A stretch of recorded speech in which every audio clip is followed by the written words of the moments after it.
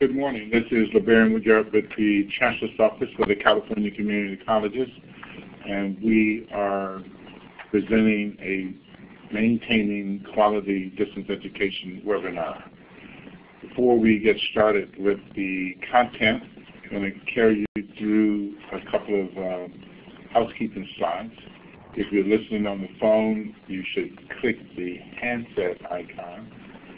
If you're listening over the computer, you can adjust the volume with the slider.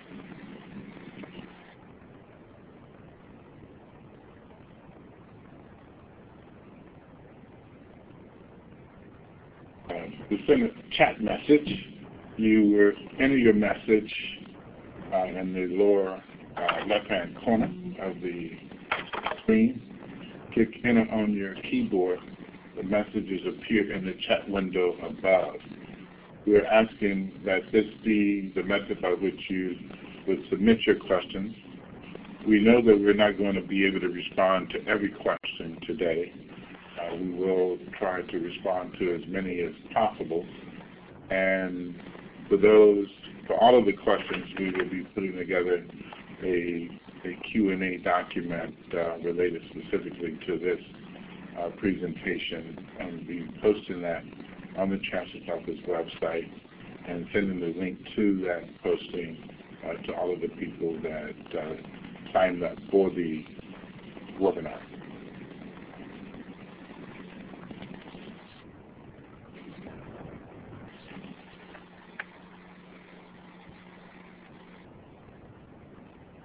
So, participant feedback, you can express yourself in a number of ways. You can raise your hand, respond to poll questions, quickly step away and return again.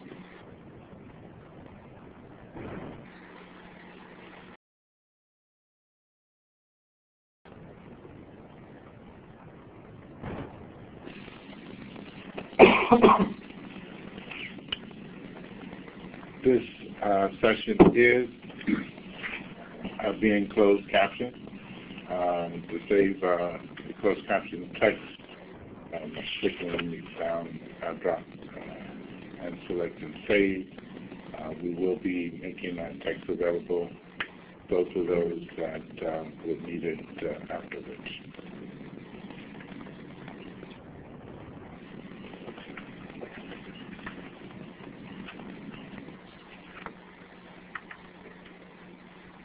And we have the ability to save the chat at the whiteboard, which will be joined with the file to our desktop as a whiteboard and as a PDF, and we'll make that available as well.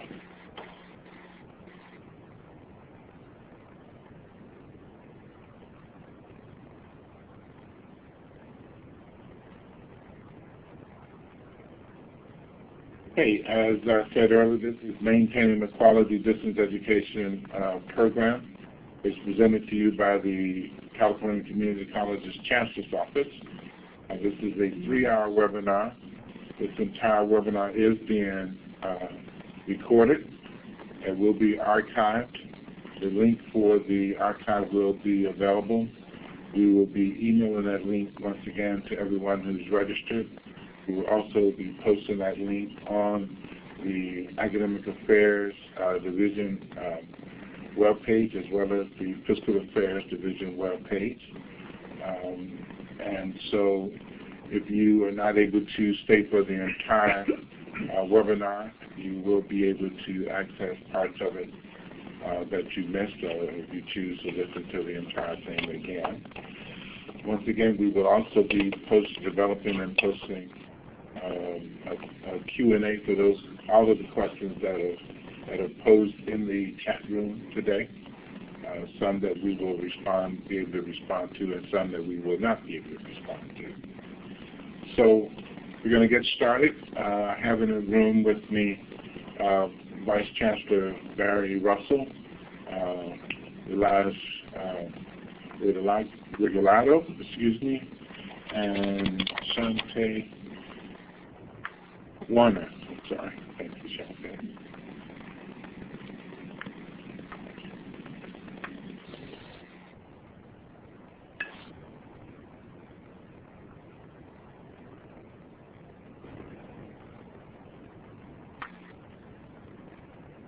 So we're going to get started with some introductions and overview. I would like to introduce Barry Russell, Vice Chancellor of Academic Affairs, who's going to kind of greet the group at this point in time. Thank you. Barry? Good morning, everyone. Welcome to this webinar. It's chock full of information that is important for us to get out to the field.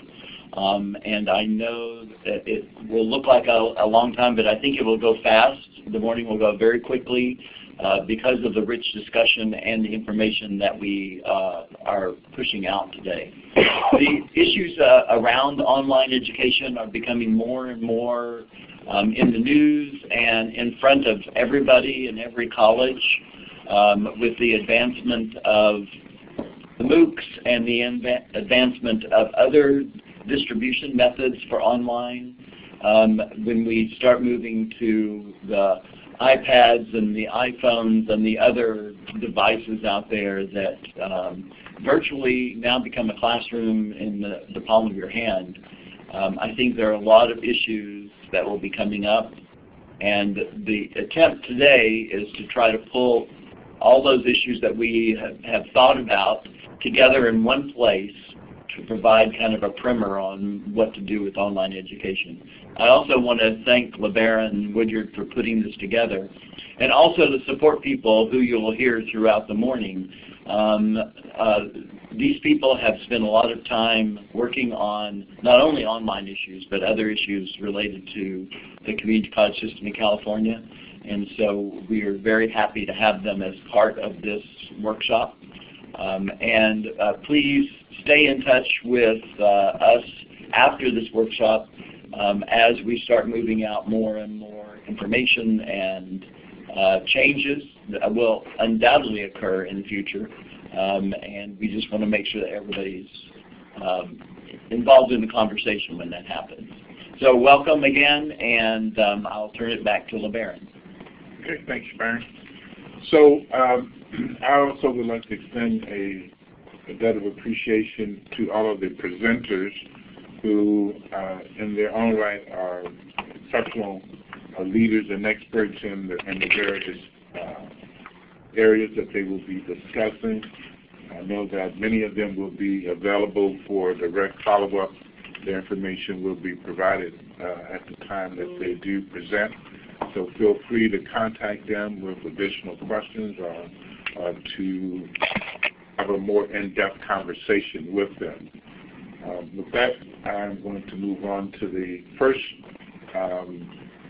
part of our discussion, which I'm going to actually handle, which is the Title V Regulations and Distance Education Guidelines. I'm going to talk more about Chapter 6, Curriculum and Instruction, and Chapter 9 and Fiscal Support is going to be covered by Elias Regalado in a little more depth. I am going to share some of the regulations addressing both of these areas, but the California Code of Regulations for the California Community Colleges under Title V discusses distance education in depth in two very broad areas, as is indicated here, Chapter 6 under Curriculum and Instruction and Chapter 9 under Fiscal Support.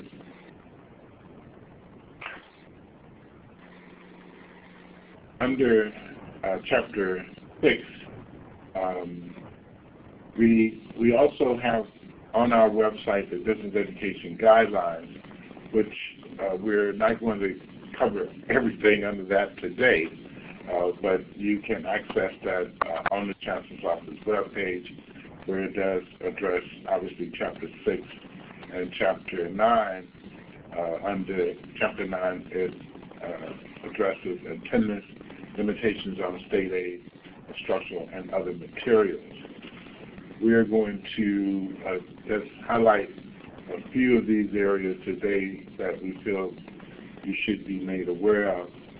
Under Chapter 6, there are about 6 different Title V sections, starting with 55-200, definition and application, 55-202, course quality standards, 55-204, instructor contact, 55206, separate course approval, 55208, project selection and workload, and 55200, ongoing responsibilities of districts. All of these are addressed in the guidelines where a much more deeper conversation. I'm just going to talk about 3 of these today and try to share with you some of the different angles related to them. So the first one is going to be the 55200 definition and application, where distance education is defined in Title V as a means of instruction in which the instructor and student are separated by distance and interact through the assistance of communication technology. All distance education is subject to the general requirements of this chapter, as well as the specific requirements of this article. In addition, instruction provided as distance education is subject to the requirements that may be imposed by the Americans with Disabilities Act and Section 508 of the Rehabilitation Act of 1973. This statement really lays out a very broad basis within Title V and the code for distance education across the curriculum, and to essentially identify that all distance education is subject to the American Disabilities Act, and that is a very important factor. We will have representatives from the Disability Students and Programs and Services unit in the Chancellor's office later in today to talk a little bit about that. We have a separate set of guidelines for ADA compliance that was developed in conjunction with the field and the Chancellor's office, and that is also listed on the Chancellor's office website under Academic Affairs as well as in the Student Services Special Program divisions.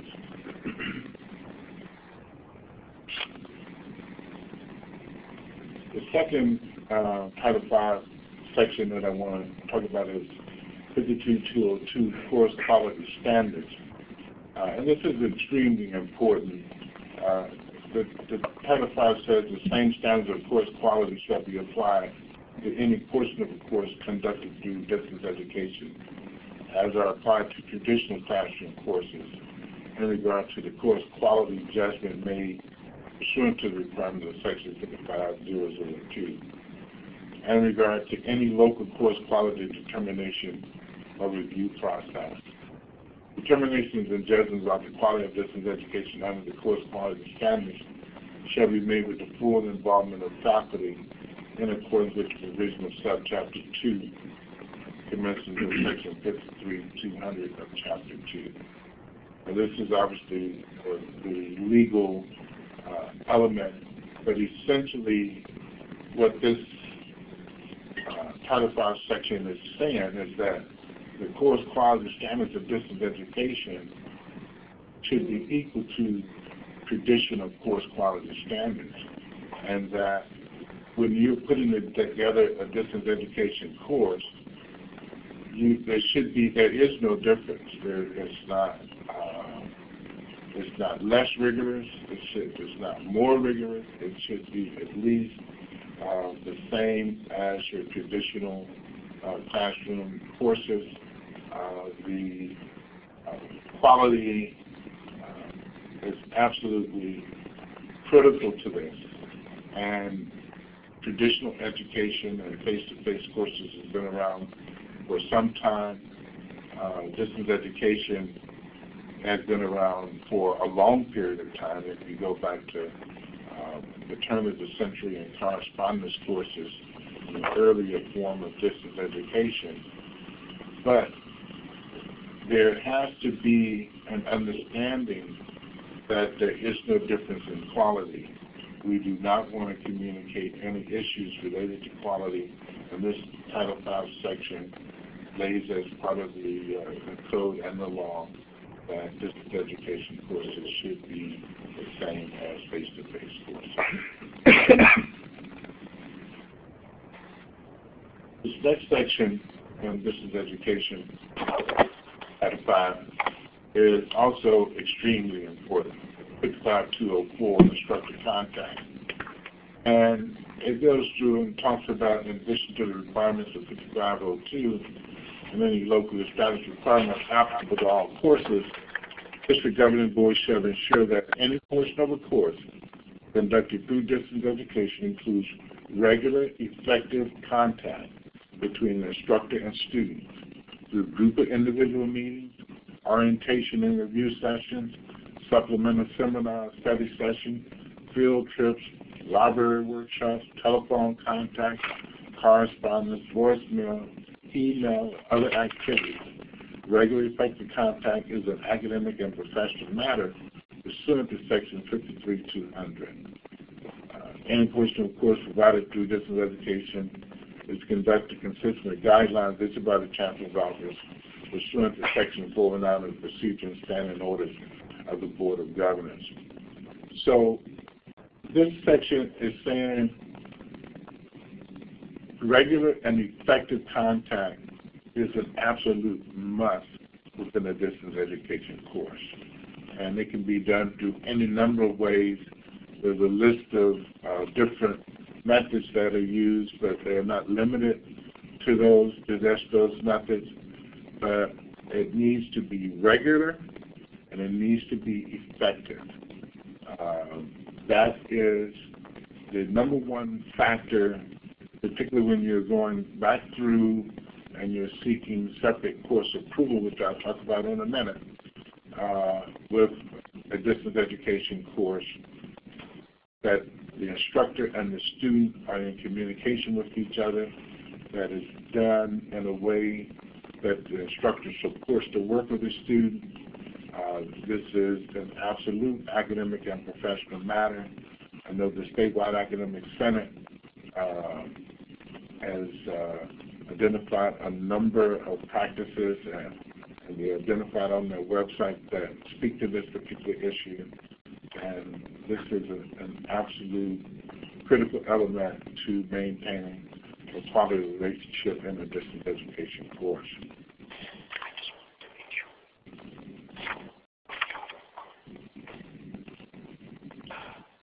Next section, which is the last section that I'm going to highlight, is the 55206 separate course approval. And this is any portion of the instruction that is proposed or existing course or course section is designed to be provided through distance education in lieu of face-to-face interaction between the instructor and student. The course shall be separately reviewed and approved according to the district's adopted course approval procedures. This is not just if the course is an all distance education course. Oftentimes people say, well, if it's a hybrid course and we're only doing 25% at a distance, then that doesn't require separate course approval. That is incorrect. Even if you're doing only 5%, and that 5% is a regular part of the course, it has to have separate course approval at a distance. It needs to go through the curriculum committee. That curriculum committee needs to review it. They need to look at specifically the faculty, student contact, regular effective contact issue. They need to look at that part of the course at a distance from a quality course perspective. So any portion of the instructor. Now, if the class is a regularly scheduled face-to-face class and there's no planned portion to be done at a distance, and the instructor can't meet the class for a particular session, and the instructor gives some type of an online assignment for that portion, that's not a regular scheduled part of the course and would not necessarily come under this section. So this section is addressing just that portion, which is not regular scheduled, but a defined part of the course.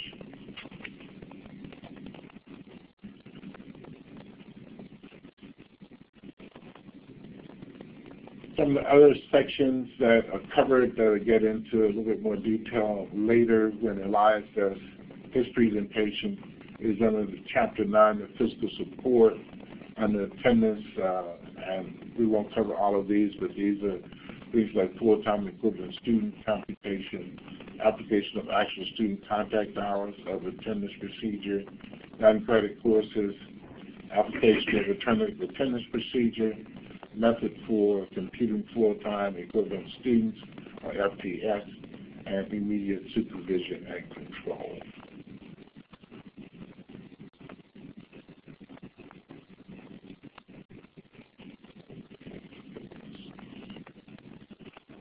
So at this particular point in time, I'm going to turn it over to Elias Regalado, Fiscal Affairs Division.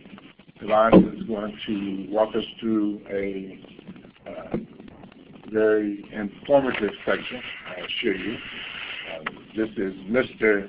Fiscal Affairs here as far as attendance accounting methods, and Elias has worked with us in academic affairs over many years, over the last decade, and helping to identify issues related to business education as it impacts fiscal affairs. So, Elias?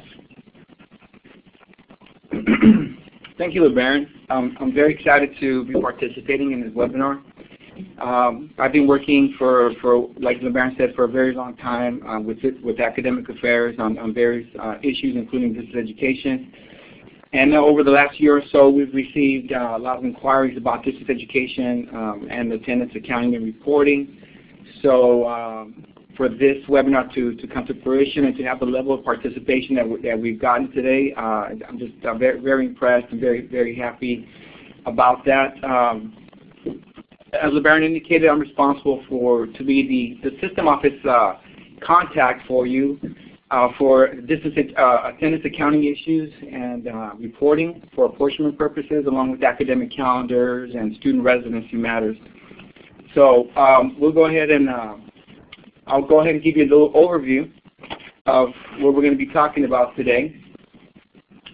We're going to review FTS and the apportionment attendance report, which is the CCFS 320. Requirements for reporting course FTS on the CCFS 320.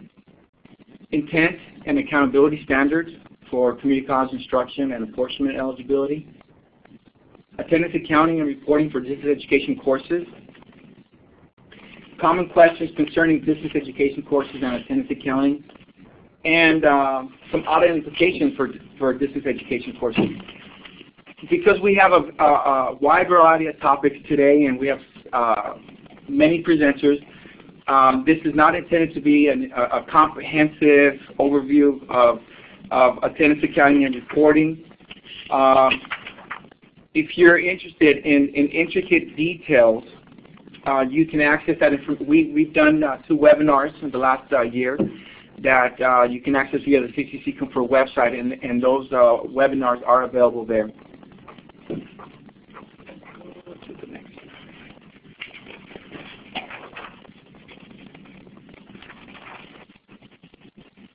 We have a little lag in the slides.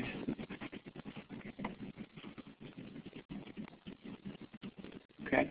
Is that the right slide? Yeah. Okay. Districts are required to report all resident and non-resident FTS on the apportionment attendance report, or as it's commonly referred to as the CCFS 320. Districts report all FTS eligible to be reported regardless of whether funding is available for some of those FTS. However, districts must exclude certain student attendance from the CCFS 320 report, including apprenticeship attendance, because technically they do not generate FTS. They generate related and supplemental instruction hours, or RSI hours. These RSI hours are instead reported on the apprenticeship attendance report, the CCFS 321. Also excluded are community service courses and 100% contract supported courses, which are not eligible for state support and thus cannot be included on the CCFS 320. Pursuant to Title V, Section 58003.4, the due date, content, and format for the report are determined by the Chancellor's Office. we currently use an online reporting system for the submission of the student attendance data. Although its primary purpose is for allocating the state general apportionment, the CCFS 320 is also used for other important purposes, including being the workload measure for the lottery allocation that's done by the State Controller's Office. Basic skills funding is also determined based on FTS information that's reported in the CCFS 320. And the weekly student contact information, the WISH data that's in the report, is also calculated from information in the report by the Department of Finance.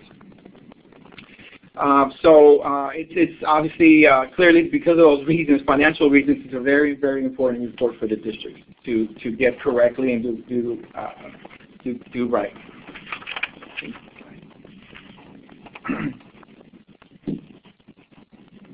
We're going to go over some basic definitions.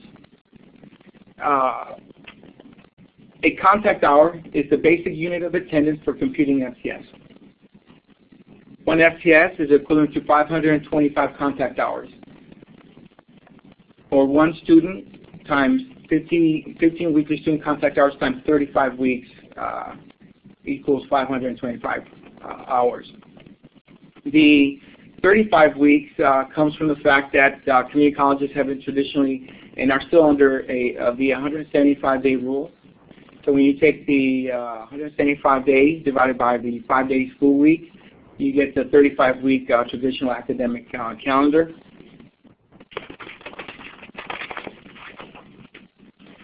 FTS is not a head count. FTS is just a count of contact hours. And so an FTS can be generated by one full-time student or multiple part-time students. It is a full-time equivalent student, or FTS was formerly known as average daily attendance, or ADA.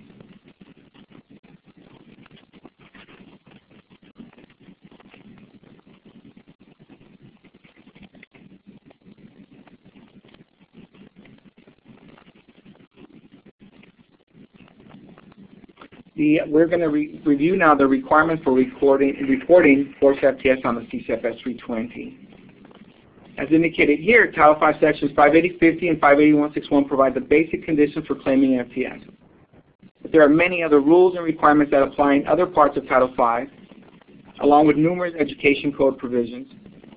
Some of the basic conditions include appropriate course and program approval. Unless expressly exempted, courses must be open to the general public. Although not listed here, all courses claimed for apportionment must be described in the official general catalog and listed in the schedule of classes. And unless expressly exempted, courses are under the immediate supervision and control of qualified academic employee of the district. And as noted here, distance education courses are exempted from the immediate supervision and control requirement, along with independent study, work experience education courses where students are under the supervision, control, and evaluation, but not necessarily in the immediate presence of an academic employee who is authorized to render service for the particular course. So as LeBaron was mentioning earlier, even though there is an immediate supervision standard for distance education courses, the regular effective standard or regular effective contact standard or requirement is critical as a form of providing the supervision, control, and evaluation that's required for these classes.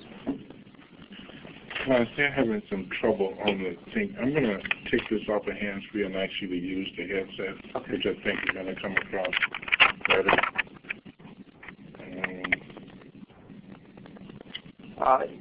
We're adjusting the phone line, so can somebody comment? Oh, there's some questions. This is Pat. Can you hear me? Hi, Pat. Hi. There are some questions coming up in the chat window. Okay. And, one of them, I think, is from Doug, and it says, I think he needs clarification about courses being open to the public, to the general public, or what that means. If you want. Well, you know what? We have very limited time. We'll address those type of questions in our, and I have plenty of slides, and so we'll address those questions. I'll try to address as many as I can after I get through the slides, but unless eligible for, or unless there's a prerequisite for a course that is appropriately placed, all eligible students must be able to enroll in the class. But if the questions could be placed on hold right now, and we're going to continue because there's very little time. There's many slides. Okay. Okay. So Okay. hang in there with us. Hang in there with us.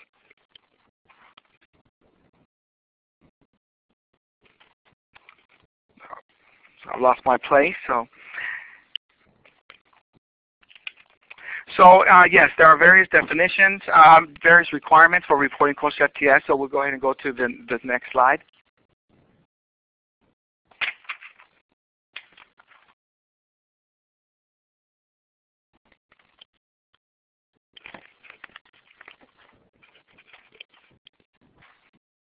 Consistent with Title V, Section 580.52, the basic attendance accounting requirements are intended to promote the following purposes: to ensure effectiveness of instruction, to ensure that state aid is apportioned according to the same standards for all districts, to ensure the safety of students, and to ensure that the state, districts, and students receive a reasonable return for monies expended. These are important principles to remember when offering any course that will be claimed for state apportionment, including distance education courses or courses that combine regular classroom instruction with distance education.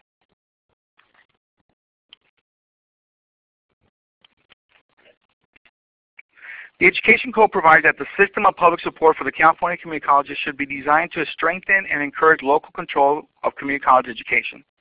Consistent with this intent, Title V Section 59116 provides that districts shall be fully accountable for the accuracy of FTS claims for state apportionment and shall promptly resolve inaccuracies in attendance accounting and reporting.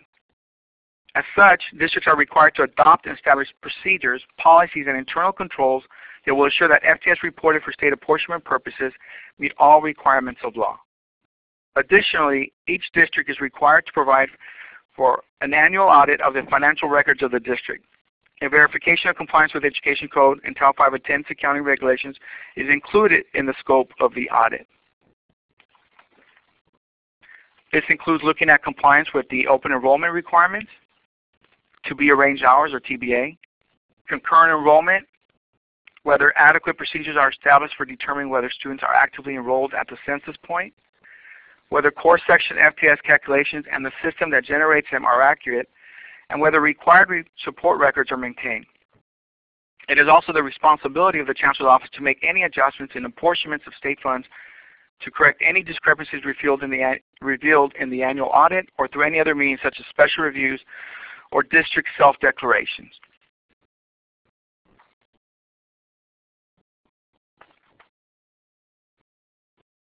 Consistent with Title V Section 58003.1, distance education courses can apply any attendance accounting procedures that they are qualified to use, including the following basic procedures: weekly census, which are courses that are regularly scheduled primary term length credit courses. Approximately about 80 to 85% of the district's general apportionment is generated by credit courses under this procedure. Daily census, which are also credit courses regularly scheduled for at least five meetings, but are not necessarily semester long or quarter long. They're not coterminous. And the actual hours of attendance procedure, or as it's commonly referred to as positive attendance, which is always an option for credit courses, but must be used for most non-credit and open entry, open exit courses and other specified courses. If the distance education course does not meet the requirements to apply one of these basic procedures, or if the district prefers not to apply one of the basic procedures, it must apply the alternative attendance accounting procedure. It was formerly known as the Independent Study Work Experience Attendance Accounting Procedure. And there's actually two sub-procedures under this procedure. One for all credit independent study courses, cooperative work experience education courses, and certain DE courses. And the second is for non-credit independent study courses and non-credit distance education courses. Because the alternative attendance accounting procedure for non-credit courses is rarely used, I think that only one college offers courses under the alternative intense accounting procedure under non-credit. We're not going to cover that today, but there is guidance for that procedure in the Student Attendance Accounting Manual. As you will see in the next few slides, most distance education courses do not have the attributes necessary to apply one of the basic attendance accounting procedures. These procedures have certain requirements that most current distance education courses cannot meet. Although this is the case, in most cases there is no FTS difference between the basic census procedures, weekly census, daily census, and the formulas for both procedures are almost identical. The only difference is for certain distance education courses under a compressed calendar.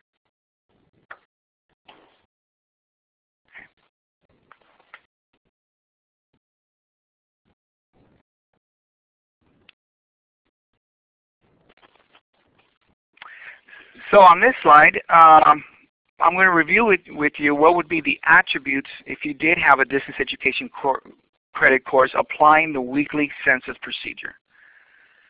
Such a class would be, again, offered for credit and in primary terms only. The course would be coterminous with the primary term. That means that it starts and ends with the primary term, semester, or quarter. It meets the same number of days and hours each week of the primary term, including TBA hours. So basically it's regularly scheduled. For example, it could be a class that meets Mondays and Wednesdays from 6 to 7 p.m. every week. And there's also synchronous instruction that occurs each scheduled class meeting, and students and instructor are able to interact during the class session via some sort of communication technology. And in this course, the district is able to clear the roles of inactive enrollment as of the census date. Inactive enrollment in a course is defined as of each census day. Any student who has been identified as a no-show or officially withdrew from the course or has been dropped from the course. A district is required to drop a student that is no longer participating in the course except if there are extenuating circumstances. So again, that kind of takes us back to the documentation that is recorded as part of the regular and effective contact. There must be a way for the district to know, for the instructor to know as part of their distance education class, if a student is still actively enrolled in the class.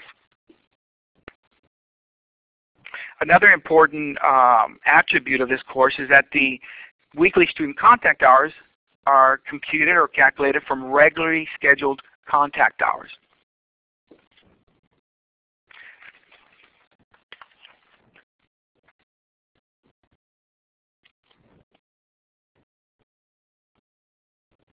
An example of a class that could qualify for the weekly census procedure that we just reviewed, or the daily census procedure that I will review with you right now, could be a synchronous CCC Confer class or a television class that meets regularly, as noted above, and where we have synchronous instruction. So in the daily census procedure, this distance education class, again, would be offered for credit and would meet 5 or more days. It meets the same number of hours on each scheduled day, and including to be arranged hours, TBA hours. It's not coterminous with the primary term. You once again have the key requirement that it's synchronous instruction that occurs each scheduled class meeting, and students and instructor are able to interact during the class session via some sort of communication technology. And again, you have clearing of the course rosters as of the census day, and daily student contact hours are calculated from regularly scheduled contact hours.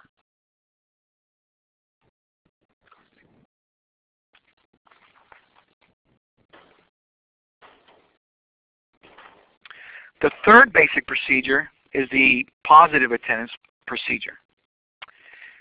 In this course, it also requires synchronous instruction that occurs at each scheduled class meeting. And again, you have that interaction between students and the instructor during the class meeting. The instructor must keep accurate records of every hour each student attends.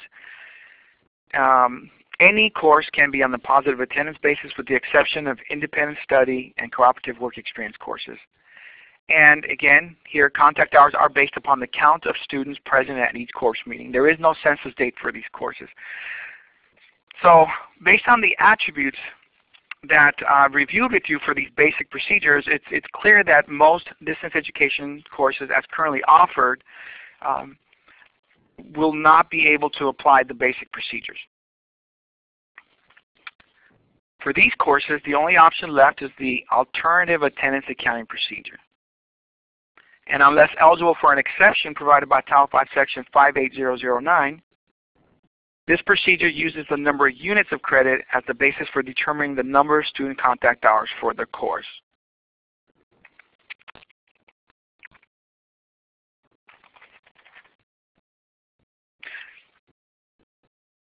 As you will see in the later slides, the formula for computing FTS is the same under weekly and daily census procedure courses as it is for the alternative attendance accounting procedure counterparts, with the only difference being what is the basis for the student contact hours, either units of credit or regularly scheduled contact hours.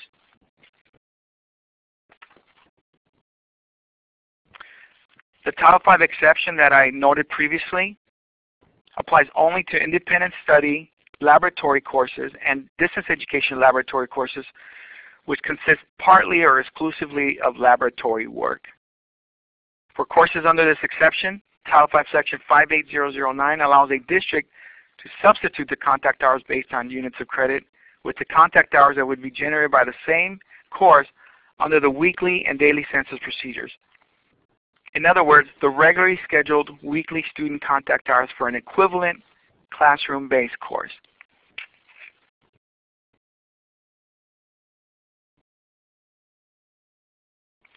The Title V Section 58009 exception was approved by the Board of Governors in 2006 to address significant differences in the amount of FTS generated between an independent study or distance education laboratory course and a traditional delivery laboratory course.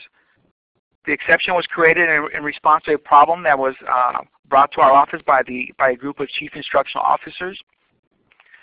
They noted that if the difference in FTS between let's say a one-unit lab offered on campus, the one-unit lab in a traditional delivery course would normally generate 3 contact hours per week that could be claimed for apportionment. But if that were converted to be on distance education lab on the alternative attendance accounting procedure, only 1 contact hour could be claimed for the 1 unit or for the single unit of credit. So in 2006, the Board of Governors agreed that exception should be provided for laboratory courses.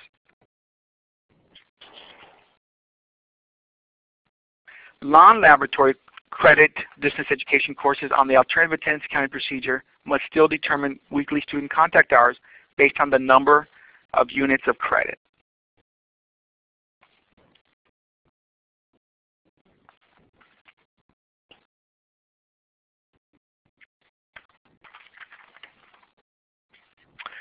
So here we have some examples. We have a comparison of FTS computed for a 3-unit lecture course under the basic weekly census procedure and under the alternative attendance accounting procedure. This is a lecture-only course, so it does not qualify for the Title V Section 58009 exception that I previously noted. You'll see that the formulas are identical because it does not qualify for the exception. The only difference is that the WISH are based on the units of credit for the course, 3. So let's review the computation of a 3-unit lecture course, FTS, in a traditional calendar district. In the weekly census class, you have 3 weekly student contact hours, and that's from regularly scheduled contact hours. Let's say you have a class that meets Monday, Wednesday, and Friday, 1 hour each day, times 30 students, times a term length multiplier of 17.5. The term length multiplier represents the number of weeks in the primary term, and that generates a total amount of contact hours, in this case 1,575. The 1575 figure is divided by 525 to calculate FTS. When you contrast that with the alternative attendance accounting procedure, you'll see that instead of utilizing the weekly student contact hours from the regularly scheduled class meetings, you use 3 units of credit as the weekly student contact hours, times the same number of students, times the term length multiplier, and then divided by 525, you get the same amount of FTS.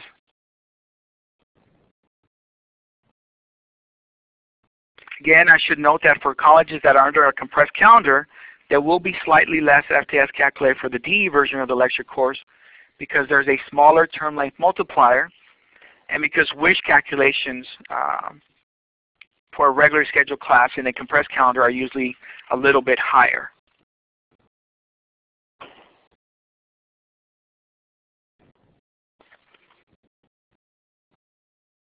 So now we have a second example. We have a computation of a 1-unit laboratory course on the weekly census and on the alternative attendance accounting procedure. Under the weekly census class, you have, again, 3 weekly student contact hours, and that's from regularly scheduled hours. So you have a lab that meets 3 hours per week, and then you multiply again by the number of students, the term length multiplier, and then divide by 525, and then that gives you the FTS for that course. Under the alternative attendance accounting procedure, and because this is a laboratory-based course, it qualifies for the exception. So even though it's a 1-unit laboratory course, the district is allowed to claim the contact hours that would be generated had the class not been on the alternative attendance accounting procedure, the equivalent of the classroom-based class. So in this case, even though it's a 1-unit lab course that's on the alternative attendance accounting procedure, the district can, in the formula, can use 3 weekly student contact hours times the 30 students times the term length multiplier, and you get the same amount of FTS because of the exception that's in Title V, Section 58009.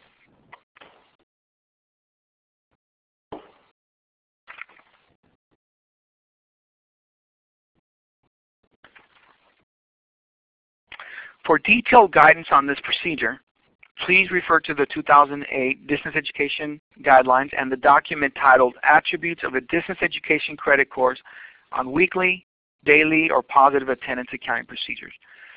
Both are available on our website. The main thing, one of the main points today for you to learn about credit courses on the alternative attendance accounting procedure, again, is that weekly student contact hours are based on the units of credit that the students have enrolled in unless eligible for the exception that I previously noted. You can also contact me directly after reviewing these materials if you want to review any other calculations with me.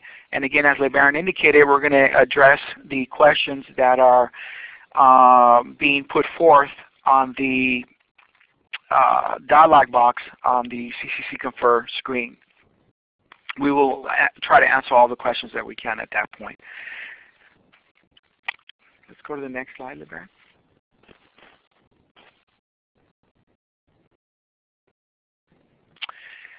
There are some common questions that I often get concerning distance education courses and attendance accounting. And so one of the questions that I often get is, what is a hybrid credit course, and what is the correct attendance accounting procedure for such a course? Hybrid courses are those that combine face-to-face instruction with distance education. As LeBaron indicated, it could be any percent of time that is planned to be offered at a distance. And at that point, it could be 10% or 50%, but it will be considered a hybrid course for attendance accounting purposes. When determining the appropriate attendance accounting procedure to apply for the course, you have to consider the scheduling and instructional delivery attributes of the entire course, the non-distance education part and the distance education part. Will have to be considered to determine the attendance accounting procedure that will be applied. In other words, is the entire class regularly scheduled, and the other attributes that are required to be met that I reviewed with you earlier. If the entire course doesn't qualify to be on a basic procedure such as weekly, daily, or positive attendance, then the alternative attendance accounting procedure will have to be used. I should also note that only one attendance accounting procedure can be applied per course. So that is why if you have any part of a class that is going to be conducted at a distance, and that portion of a class that's DE does not meet the requirements for that particular procedure, it knocks the entire course into the alternative attendance accounting procedure.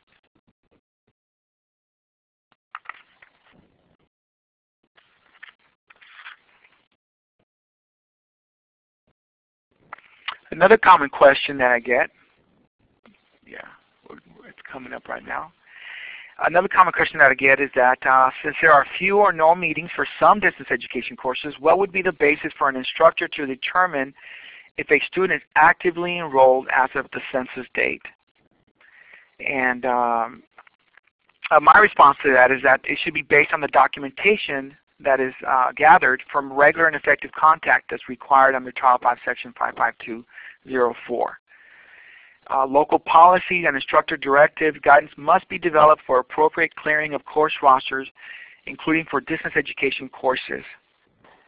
Census rosters must be cleared of inactive enrollment as of the census date, which includes, again, no-shows must be removed, students who have officially withdrawn, and students who have been dropped from the course for not being actively participating in the course.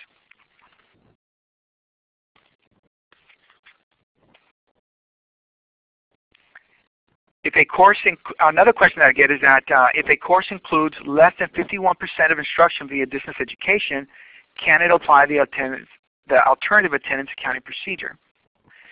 Yes, the 51% standard in Title V, Section 555210 relates only to what must be reported as a distance education course via MIS to the Chancellor's Office and has no bearing on what attendance accounting procedure can be applied for a particular course.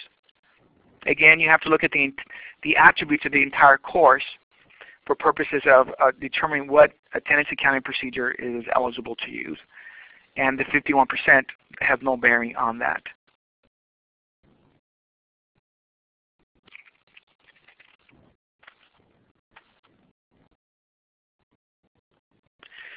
We'll now review just a few audit implications for distance education courses. Hybrid courses often apply the wrong attendance accounting procedure because they do not meet the requirements for a basic attendance accounting procedure. But what we're finding in audits is that even though a particular hybrid class should be on the alternative attendance accounting procedure, it is actually being accounted for in the weekly census or daily census and so on. So that's something that definitely please look at, the attendance accounting people that assign attendance accounting procedures to these courses. You have to look at the criteria that's required for each attendance accounting procedure and apply the correct procedure. Another issue that we're considering, that we're answering questions, relates to the fact that some instruction that is being converted from the TBA scheduling option for weekly and daily census courses to distance education.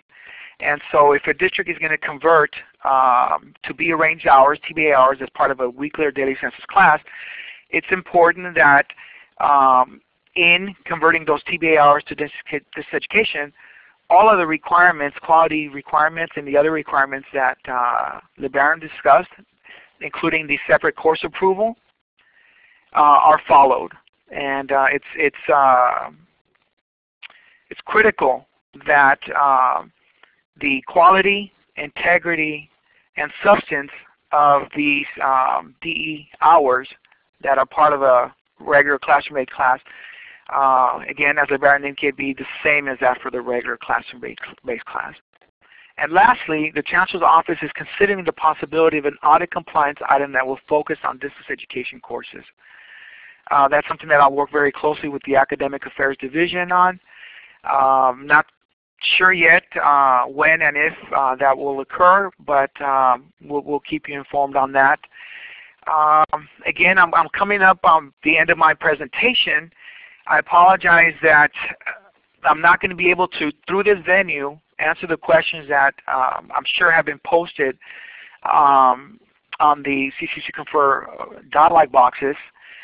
But we plan on addressing these questions via an email and a document that will be provided to the field. And if at the end of today's presentation there is time, then maybe we can even maybe start tackling some of them today. Thank you very much. Thank you, Elias. I really appreciate you taking the time to share with us that very comprehensive, detailed information on attendance accounting. And you're right, there are a lot of questions that were generated throughout the talk, and maybe we'll get a chance to get back and address some of them.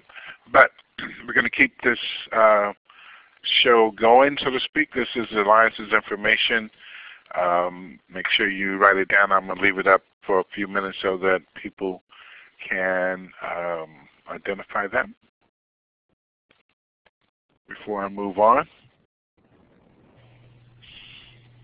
Next we have Dr. Susan Krippert, Vice President for the Accrediting Commission of Community and Junior Colleges, and Mr. Jack Pond, also Vice President for the Accrediting Commission of Community and Junior Colleges.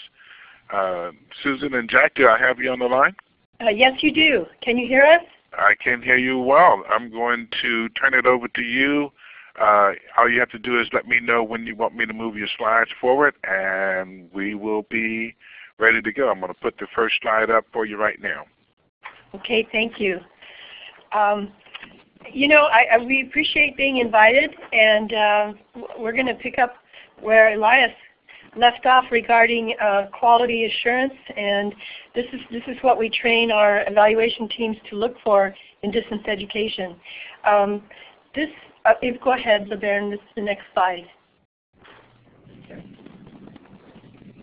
Our definitions are from the federal regulations. They're not so different from Title V, and we've summarized them in just a few slides.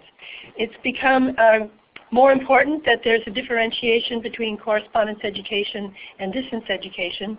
One of the criteria, of course, is that correspondence education isn't eligible for federal financial aid, so the U.S. Department of Education is being more critical in assigning the definition. And so when our evaluation teams review distance education, they will also look at the way that it's delivered as well. So the agency in this case is the accreditor, must apply the definitions of distance education and correspondence education to determine the actual mode that's being employed. And you'll notice the citation is from the federal regulations. Just to summarize, and this is again what LeBaron talked about earlier. Oh, next slide. Oh, sorry, I just kept going. Next slide, thank you. Distance education is instruction delivered to students who are separated from the instructor, and the federal regulation uses the word regular and substantive, which seems similar to effective in Title V. So regular and substantive interaction between the students and the instructor, and then the definition goes into what can be used: internet, one or two-way transmissions, audio, visual conferencing, DVDs or CD-ROMs. Okay, the next slide summarizes the definition of correspondence education, and that's instructional material provided by mail or electronic transmission, including examinations to students who are separated from the instructor. There's limited interaction between the students and instructor, and the interaction is primarily initiated by students. It's also a course that's typically self-paced, so that's quite different than what Elias was describing earlier. And the next slide, please. So, online instruction, is a definition appropriate? The Commission must determine whether instruction is offered with students separated from the instructor, whether it's the electronic equivalent of paperwork and reading, which would be correspondence education, or if the student is required to and the course does involve regular and substantive interaction with the instructor. It's initiated by the instructor, and online activities are included in the grade. And then the next slide talks about the monitoring and follow-up of data indicators. One of the new federal regulations that accreditors are incorporating into their evaluation is institution set standards. And that means that the institution sets a standard of quality in retention and student success, in all of the courses that it provides, including distance education. If the institution has set standards, they probably have data indicators letting the institution know if those standards are being met. But it's not enough just to have the data indicators. The institution has to follow up with something that would be less than the standard that they've set.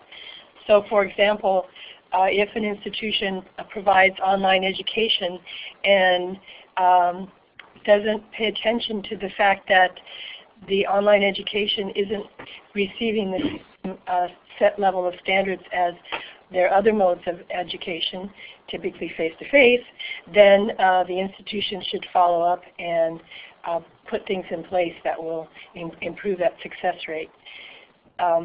The Commission looks very closely at student support services for distance education, looking to see that it's comparable to face-to-face so that the students receive the support they need to be successful.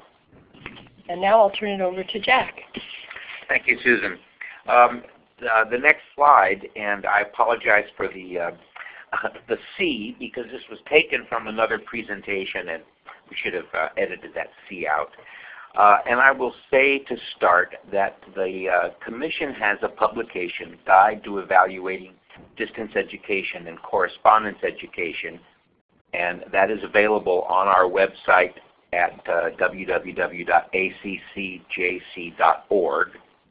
And that manual is a rewrite of the Commission standards, and below each standard and each subsection of each standard is a list of questions that institutions can use to ensure that the distance education and or correspondence education programs and services they provide to students do indeed meet the standards of ACCJC. The first slide talks about assuring the quality of distance ed and correspondence ed programs and services. And there are several things that the U.S. Department of Ed sort of has its radar aimed at.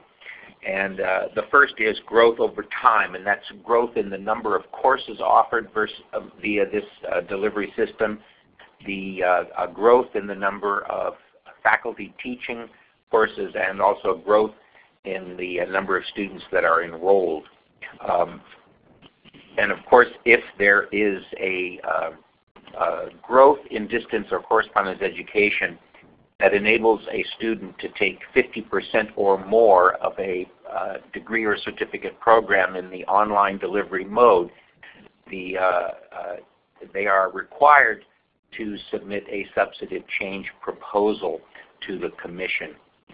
And there's a substantive change manual that will detail that. The other area that the department is interested in is the institution meeting the increased student expectations in this delivery mode. Students understand that they can take the courses, that they can apply for college. They also want to be able to do orientation, registration. They want advising, help. They want tutoring. They want communication with faculty and other students.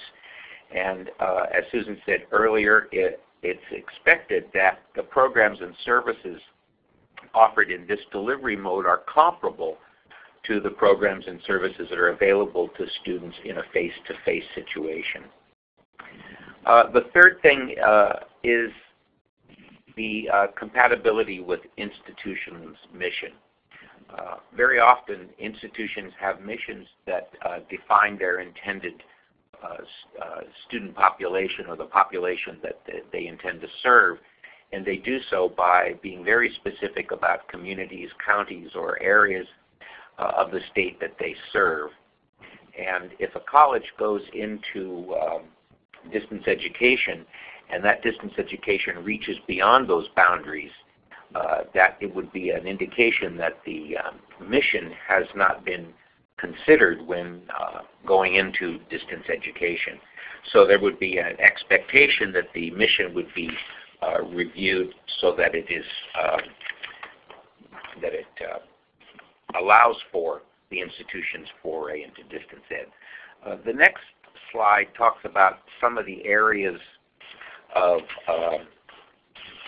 expectation for the quality of distance education courses.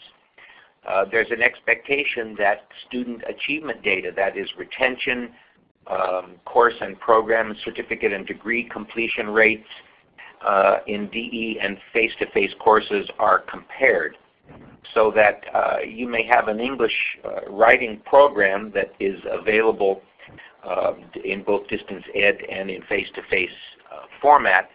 The expectation is that the institution not only evaluates how well students are completing the English writing curriculum, but also compare the success and student achievement data for the DE courses as compared to the face-to-face courses to look for any discrepancies. There's also the expectation that student learning outcomes are comparable in the distance ed delivery mode as to the face-to-face delivery mode. Then also integrity of the course content. It should be of the same rigor as a face-to-face course. The grading system should be comparable.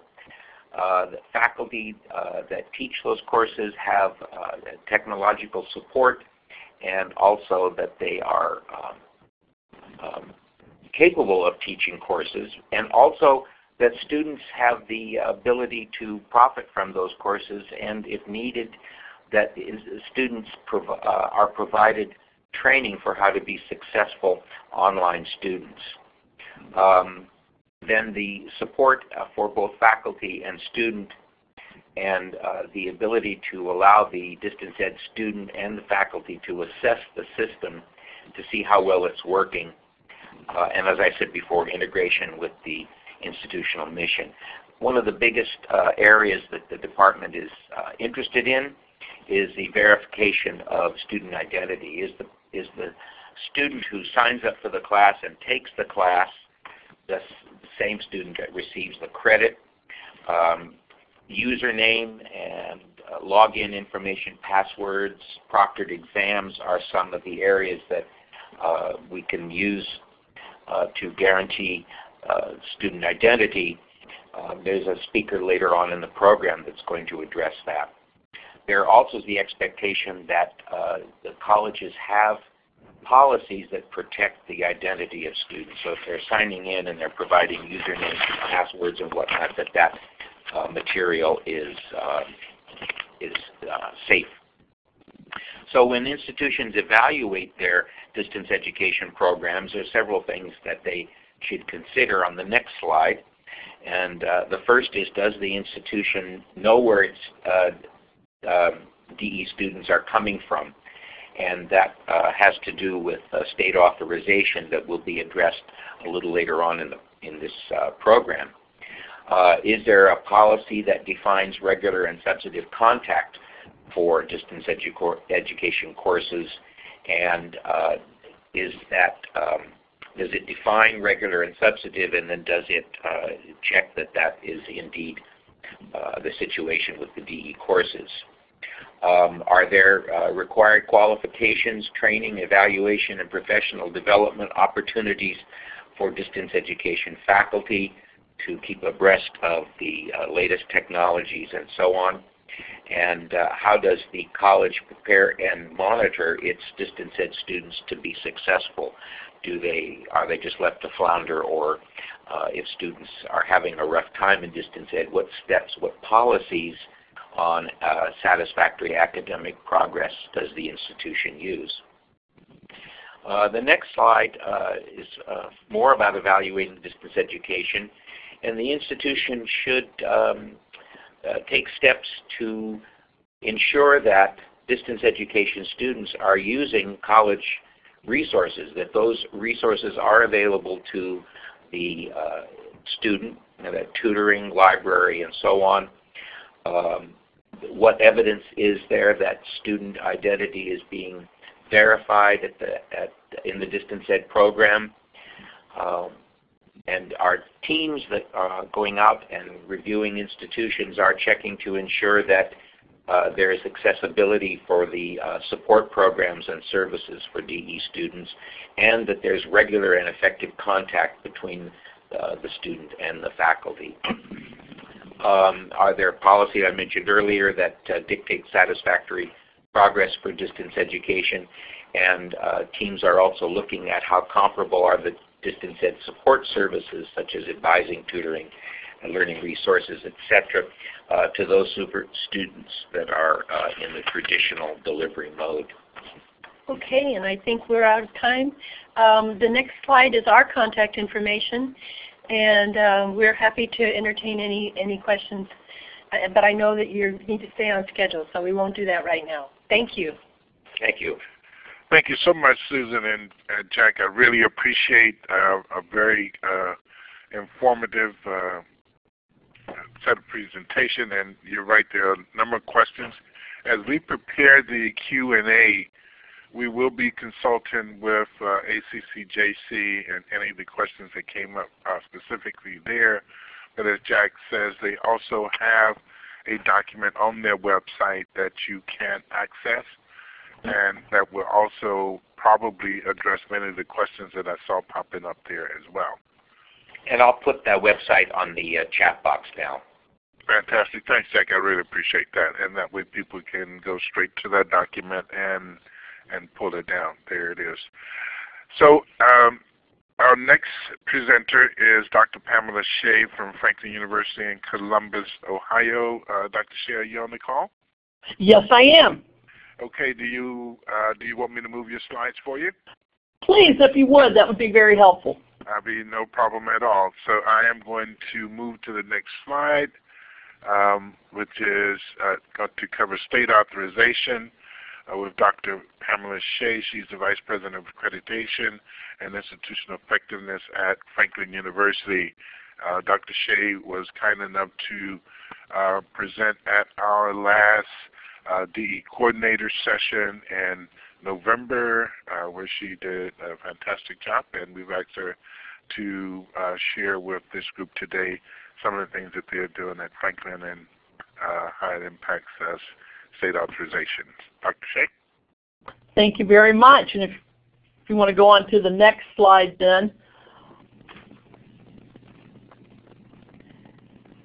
And I am Dr. Shea with Franklin University. Let me tell you a little bit about Franklin University. We're a nonprofit private institution. We offer online and campus-based programs, associate, bachelor, and master's degrees. But we work with students nationwide that we have partnerships with community colleges all around the country in 2+2 programs or 3+1 programs.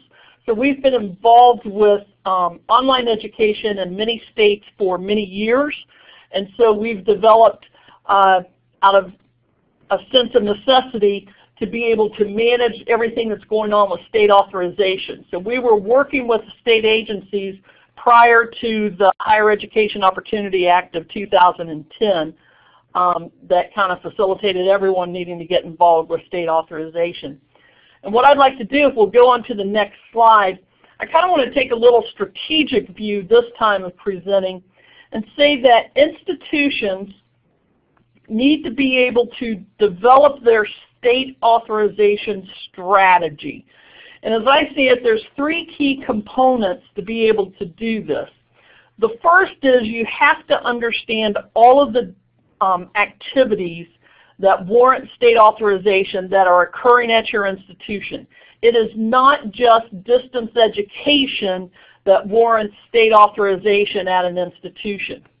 Next, we'll look kind of at the state regulations and some of the triggers, or what are those activities that warrant that you know what's going on.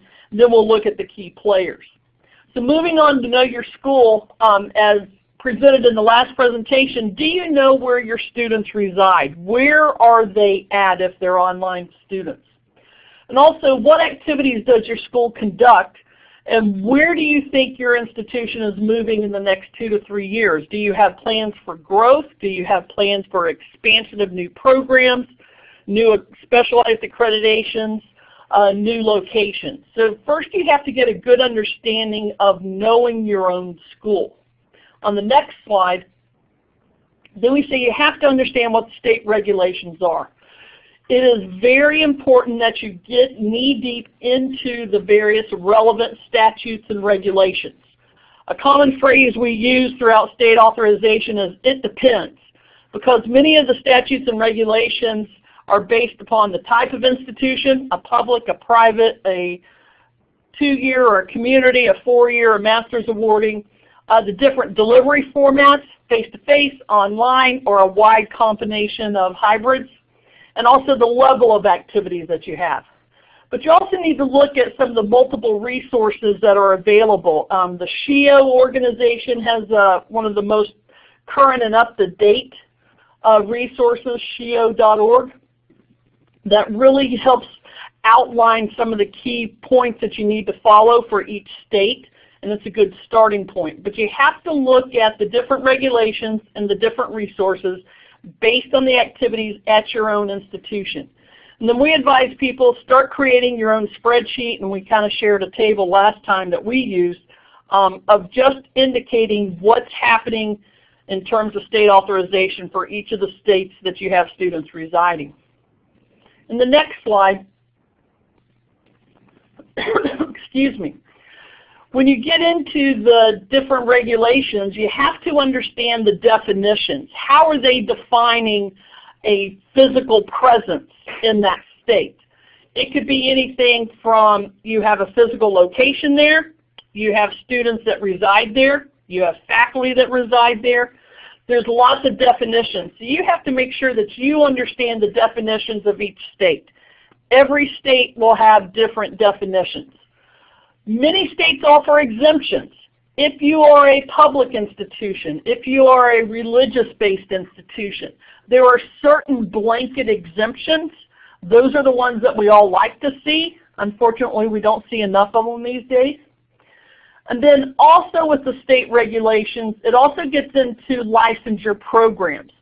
So many of the professional licensure programs, such as in education or nursing or social work, that they have a separate state professional licensing board that you also have to be aware of what those regulations are. So not only will you have to understand what the state requirements are, but if you're offering programs that lead to these licensures, you'll also have to know what that individual state professional board and the requirements thereof. Next slide, please. Then we have to really get into identifying a trigger. A trigger is a word that came about the last couple of years as we've really been heavy into all of the state authorization discussions. And it's any activity that gives rise to a physical presence as defined by each individual state authorizing agency. So as I said, it could be that you have a physical location. You have a campus or a building that you're using to offer classes. It could be some of your marketing activities. In some states, if you direct market to students, you send out letters trying to entice them to enroll at your institution. That may be a trigger for you creating that physical presence, and you have to have state authorization. Other times it might be that you can do real broad general marketing, such as on the internet or on national TV, and that will not trigger that physical presence definition of state authorization. But if you get personalized, then it does.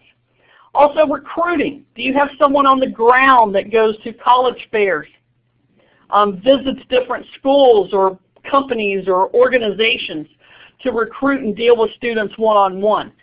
That may be that physical presence trigger. If your faculty reside in certain states, that could be the trigger. If you provide on-site testing in different locations and you require students to go to a test center, whatever is close to their home, that could be the trigger in certain states. If you offer library resources or you partner with an organization to offer library resources to students that reside in a certain location, that could be a possible trigger. And then of course if students have practicums or internships, those can be triggers to say we have physical presence in that state, therefore we must be able to demonstrate that you have authorization to operate in that state. So there are many different triggers, and the triggers are defined in the regulations, and that's what you have to dig in and find out. Because you may find that with the type of activity that you have at your institution, you may not trigger that sense of physical presence in a given state. Therefore, you will not have to go through the state authorizing process for a particular state. That's why it's important for you to really understand this concept of triggers and to be clear on those definitions. Next slide, please. And then it's always important to build and foster relationships. You're going to have external relationships at your institution where you need to develop those relationships with the state regulatory offices as well as professional organizations. By building a trusting relationship, you can get information, you can get on mailing lists. It makes the process easier than if you have no relationship whatsoever. But we also talk about internal relationships, and that's with all areas at your institution. Because as you seek state authorization, you will have to provide a lot of university level information. And so you'll have to understand what is taking place in marketing and financial aid and academics, the registrar's office, enrollment management, human resources, finance, the assessment, teaching effectiveness, library, facilities, student services, technology. All of that, all of those different areas, state agencies will ask you specific questions regarding those areas. That's why we say it's so critical to make sure that you build that relationship inside of your institution so that you can easily get that information to submit into the state authorization processes. Also, you need to have an understanding of not just what you're doing today, but what are the plans for your institution over the next couple of years. If you see that you want to start targeting a group of people that reside in a certain state, it's best to understand those state requirements before you start pursuing that strategy so that you can make some sound decisions. Next slide, please. By pulling all of this information together, it really helps you make sound decisions regarding what is our strategy about pursuing, offering programs, and serving students in different states. Many times it comes down to a cost-benefit analysis. What is the mission of your institution? How does serving these students in other states serve that mission or vision? And then also, what is the cost and the benefits associated?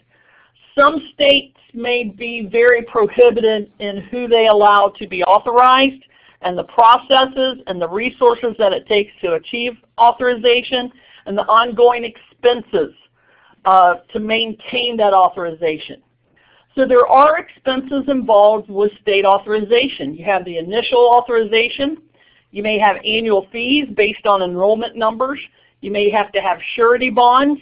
You may have to have special licensing for anyone who's working on the ground or working directly with the students.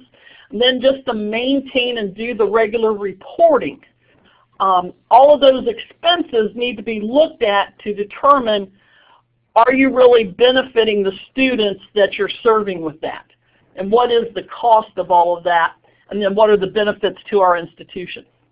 At Franklin University, we've recognized that there's a few states that it's not beneficial to our institution to serve students from that state, either because of the hurdles that we have to jump through, or the low number of students that we could gain from a certain state, or the exuberant cost involved with that state. So we've had to make some very clear strategic decisions on which states we would seek authorization and which ones we would not. And then the process to deal with that. Next slide, please. So it all comes back to your strategic planning. You have to have an understanding of what's going on at your school. It is not just distance ed, but there might be other activities that are beyond distance ed that trigger state authorization.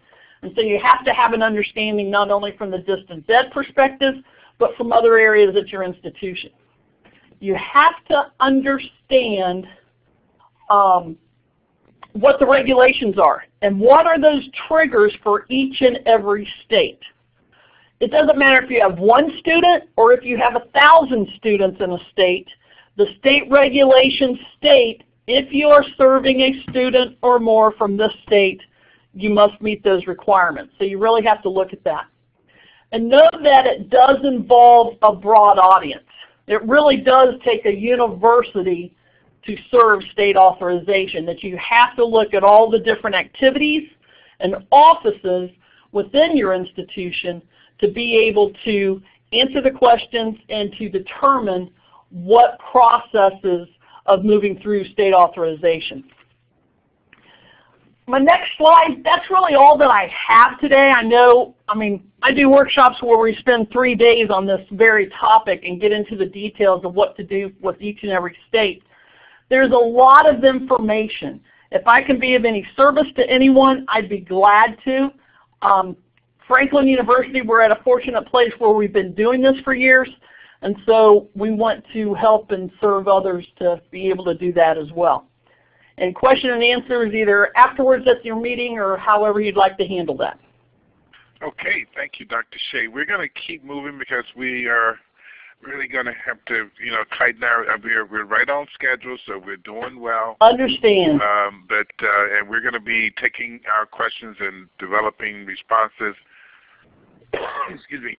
If you want to, I don't know if you have the information, if you have access, but you can also put in your email into the chat, and people will be able to write that down as I'm. I'll be glad to.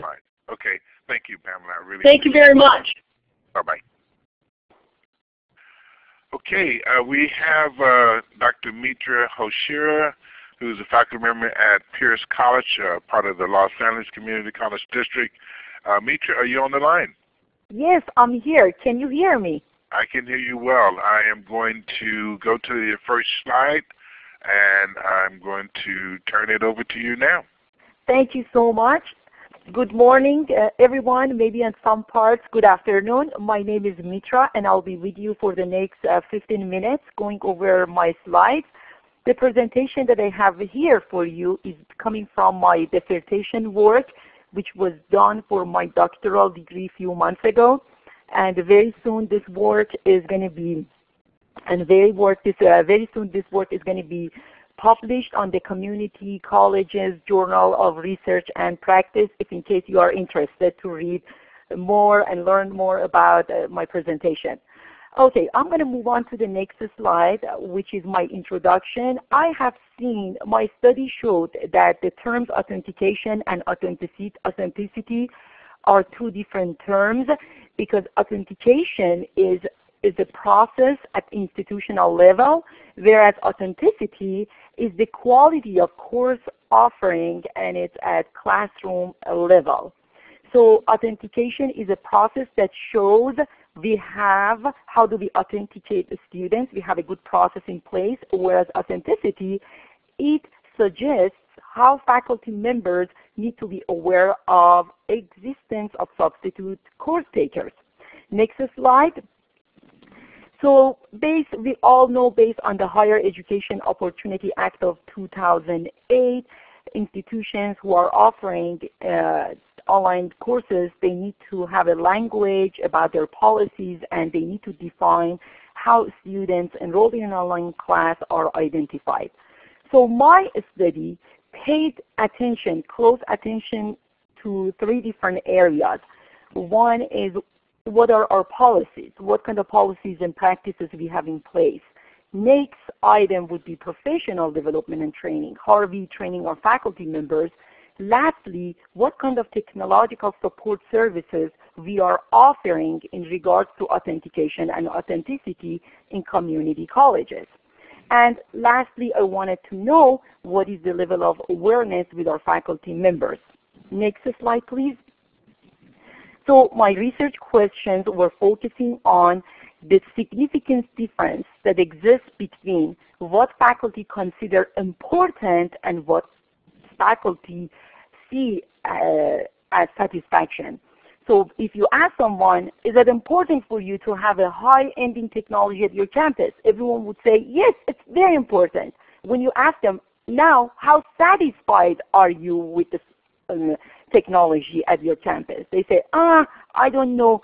So my study basically shows the level of importance and level of satisfaction.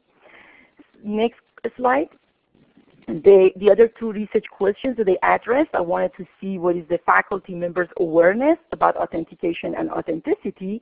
And lastly, the demographic characteristics of my faculty members, such as their load, their teaching load, if they are full-timer, part-timer, how their demographic backgrounds come into the picture when we are studying authentication and authenticity. Next slide, please. So I used two different theoretical frameworks for my study. One was coming from Albert Bandora's work, the other one from James Rist. I do not want to go through them in details, but if you have questions, I'll be more than happy to answer your questions at the end of the presentation. Can we move on to the next slide? So as we see effectiveness of student authentication and student authenticity in the middle is related to 4 different items: the policy, technology, professional development, and your faculty awareness about these 2 items. Next slide. My lit review shows that it's very important for cyber educators to realize the importance of authentication and authenticity. If the institution has a weak authentication method, the chances of security breaches increase. Next, even if the reasons for cheating in online classes are the same as reasons for cheating in on-site classes, for example, so many different reasons, still we need to maintain the integrity of our courses. Next slide. The relationship between the adoption of more updated student identity verification techniques and the perceptions of faculty regarding improvements in academic honesty and institutional credibility should be studied more comprehensively, despite the fact that no system will fully eliminate the issue of student dishonesty. Thank you. So the results suggest that the types of academic dishonesty almost are the same in an online environment to that found on campus, and that successful efforts to encourage integrity are similar regardless of whether the course is online or on campus. Next slide, please. Okay. For my study, as I mentioned, I asked faculty members about their background information, such as for how many years they have been teaching fully online classes, if they are full-time, part-time, or what is the percentage of teaching online classes for faculty, and if they were teaching STEM, science, technology, education, engineering, math courses or not. So my study shows that, I'm sorry, can we go, yes, okay, so here we have, can we go up again? So one more up. LeBaron, okay, can we go back a little bit to the former slide, one more back? Okay, my study showed that these faculty members, these these faculty who have been teaching fully online classes have from 1 year to 15 years experience. Majority of in my study, the majority of respondents were full-time faculty, and they have been teaching almost 46% of their courses in fully online format, and 1/3 of respondents were from STEM field. Okay, next slide. Okay, so let's skip this one. It's about the reliability. And so my study showed that the most important item when it comes to policy, professional development, and technology, the most important item is professional development and training. Let's move on to the next item. I'll go through it very quickly at the end. And I also asked about faculty awareness of importance of the student authentication and authenticity in online settings. And as we see from 1 to 5, 5 was very important, and faculty believe that solid verification of a student authenticity is extremely important. The mean is almost over 4.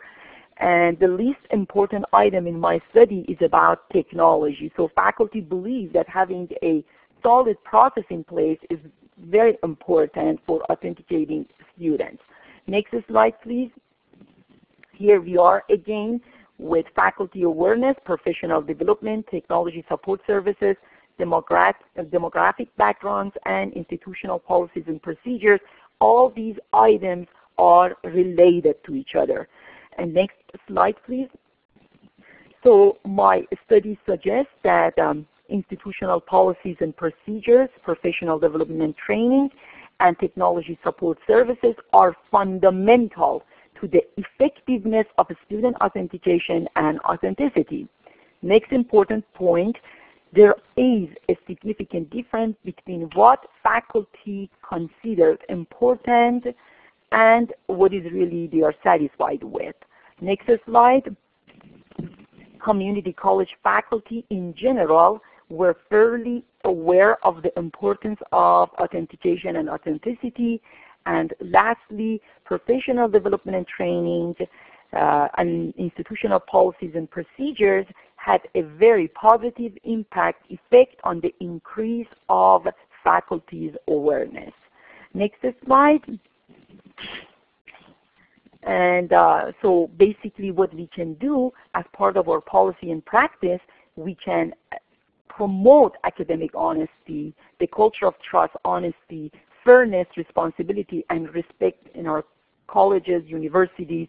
Also, we can design our courses in a way that promotes academic honesty, and we can also promote ethical responsibilities for everyone by having a use of code of ethical conduct. And lastly, we need to develop adequate policies and practices based on federal, state, and local regulations. We can develop clear policy, inform our campus community, and practice from the top down. And I think this will conclude my presentation. Can we move on to the next slide, please? If you have any questions, here's my email address. I'll be more than happy to answer your questions. Thank you, Baron. And thank you, Mitra. I really appreciated that presentation. It was very thorough and a nice little clip, too. There was a lot of slides to get through, and in the amount of time that you did. Once again, we have a number of questions that unfortunately we won't be able to address. We won't even get to this webinar, but we're actually 1 or 2 minutes ahead of schedule. But I'm going to keep it moving, so to speak. We have next up is Tim Bunnell and Rhonda Moore from our Financial Aid Unit in the Student Services and Special Programs Division of the Chancellor's Office. Tim and Rhonda, are you on the call? We are. Can you hear us? I can hear you well. I'm going to move to the next slide, and I have your information up, and all you need to do is let me know when you want me to advance your slides, and I will do that. Okay. Your first slide is up now. It's up to you. Okay. Thank you very much. Thank you for letting us join you on this topic. Tim and I are down in Los Angeles, Anaheim, at the annual California Association of Student Financial Aid Administrators conference, and we took a minute to pop up here to our room to join you. So thanks for having us. We did miss the beginning of the state authorization session, so I don't know how much of this might have already been covered, but we'll try our best not to repeat things. So October 2010,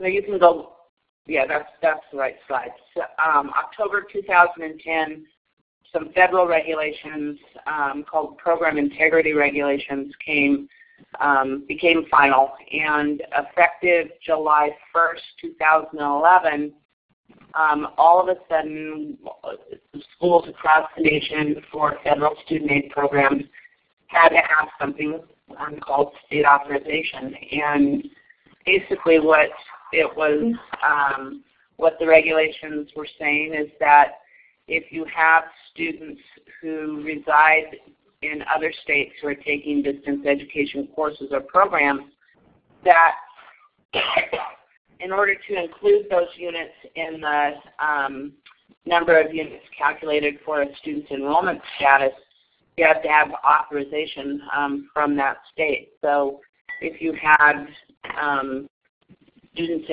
in 15 states, you needed to check with those other states and make sure that all the proper paperwork was completed, and in many cases, all of the proper fees were paid in order to obtain state authorization.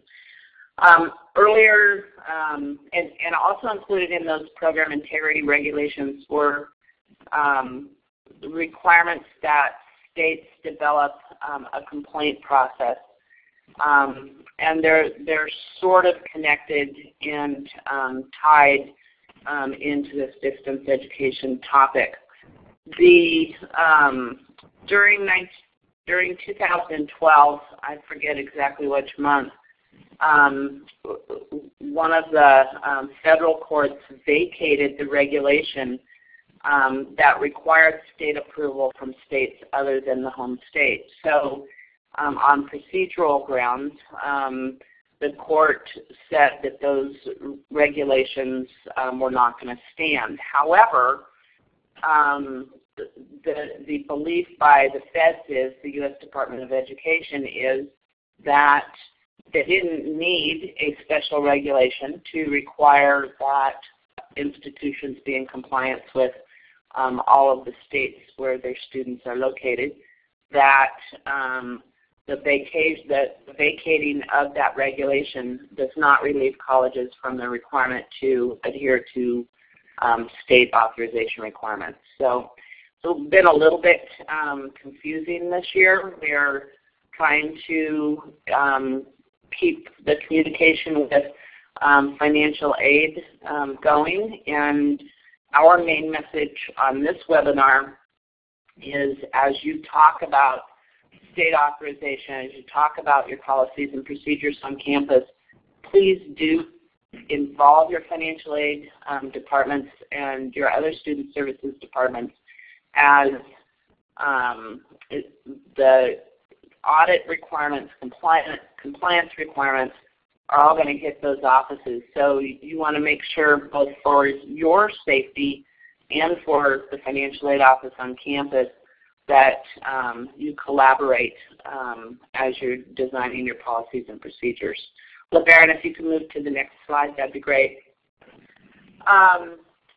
There was some guidance provided by the feds when the regulation, one of the regulations was vacated. The regulations do still require that you have a complaint process for the state in which you're located. We did implement a complaint process. I've listed the link on this slide. So we have that for California. The state authorization portion of this for distance education, though, is that you must, in your consumer information, you must provide contact information for all states in which you have students, for information for all of those states. So if you have a student who lives in Idaho, and Idaho has to have a complaint process, you are required to, somewhere in your consumer information, required to have some information about Idaho's complaint process. It's very hard to see on this slide. I'm not the technology wizard. I did not make this dark enough, but SHEO, which is the State Higher Education Executive Officer Organization, and WCET have done a really, really good job of making the list of contact information for both the complaint process and the requirements for all state authorization on their website. They also have a really good 2-page handout that's very helpful. So I've given that link. The feds, for financial aid purposes, have said that you'll meet the regulations, you'll be compliant if you link to a site that's maintained by a central body. So these things do meet the requirements. SHIO and WCET are updating the information twice a year. So I'm very confident that if you use those sites, everything would be okay. LeBaron, you can move to the next slide. The only other topic that came to mind as we were preparing to talk to you today was, and LeBaron asked us just to touch high level on financial aid issues in distance education. There was some conversation over the last month or so because of the DREAM Act and eligibility. Now students are now AB 540 students are now eligible to receive the BOG fee waivers for terms beginning on or after January 1st. There was a question about whether students who were taking distance education courses were eligible for the fee waiver, and the Chancellor's Office legal advisory that was issued way back in 2001 when AB 540 was enacted. You'll see the last sentence on that. We have determined that the exemption, that's the exemption for non-resident fees, is not available for persons who are absent from California but who are taking distance education classes from California community colleges. So that, by extension, applies to the BOG fee waiver also, so under 131. So students who are living outside of California taking distance education classes, even if they do qualify under the other requirements of AB 540, they're not eligible for a BOG fee waiver. That was all I had. And Tim, did you want to add anything? There's a whole section of the Federal Student Aid Handbook that deals with distance education. It's in Volume 2, Chapter 2. If you work with your financial aid offices, they can get you copies of that manual or that section of the manual as a reference point for distance ed questions and what the feds have. There is continued focus from the feds on distance ed. We attended a meeting in Washington, D.C. Earlier this year, and one of the major topics on distance ed was, or one of the major topics of the meeting was on distance ed. The feds are obviously always concerned about issues regarding quality of education and how it's being delivered. They want to continue to look at and, where necessary, strengthen accreditation, oversight, and standards dealing with distance ed. They are keenly aware of the need to identify and disseminate best practices, and that was one of the other topics that they met with AACC on, American Association of Community Colleges, who hosted the meeting. And then they're going to continue to monitor technologies and developments so that, so that they can anticipate issues that might come up with regards to federal compliance or where new compliance standards need to be developed. And much of this is being driven by fraud. I think there was a mention earlier about cheating. I think one of the biggest issues for the feds is the fraud rings have targeted distance ed programs, because effectively all they have to do is go to one computer and open up many browser windows and log in simultaneously under many different students' names in order to demonstrate that they're currently enrolled in classes, and they apply under multiple names and qualify for financial aid. Once they get their disbursements, they have a tendency to disappear.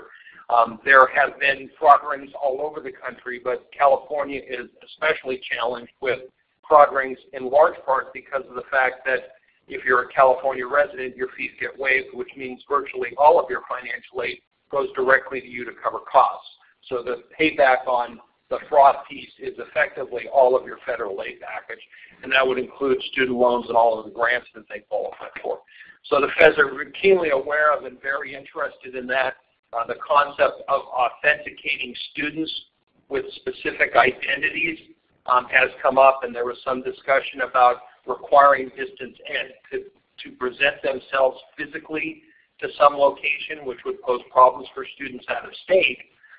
But one of the things that was discussed and has not been codified at this point would be that they would have to physically present themselves so that their identity could be determined in the process of trying to make sure that the students enrolling in classes actually existed. There's a lot of identity theft going on.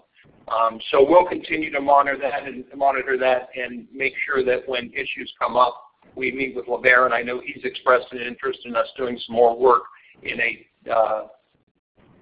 online seminar type setting to talk more about financial aid issues and deal with specific questions.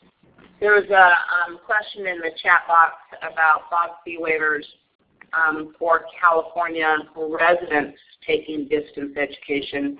Yes, those courses do qualify for a FOG fee waiver, so thanks for letting me make that clarification. There's also one question in the chat box. Do the feds have the same interest in authentication for F2F students? Greg is great face-to-face. Probably not, since they're physically there, but I think part of the admissions process that they'd like to see is that we are authenticating students. We know that the students that are enrolling are themselves and have appropriate identification or documentation to prove that. So while that's a concern, it's probably not their highest priority. I think it's the distance ed where they never present themselves that poses the greatest threat in their eyes. Good questions. Thank you. LeBaron, did you need anything else from us? No, that's it. We are back on schedule, and I really appreciate, as Rhonda and Tim indicated, we are going to be scheduling some additional time in our monthly meetings. For those of you that may not be aware, we do hold monthly meetings of the DE coordinators from 12 to 1:30 on the third Friday of each month, except this month. We'll be doing it this upcoming Friday, the second Friday, because the third Friday falls on the 21st, and many campuses are gone by that time. So we are going to be moving on. Thank you so much, Rhonda and Tim, for that information. I really appreciate your contributions to today's session. All right. So we're going to be moving to our next presenter, who is Scott Valverde. He's a specialist with Disabled Students Programs and Services. Scott is actually in the room with us here today, so I will be passing the telephone to him. Scott is in Student Services and Special Programs Division here in the Chancellor's Office.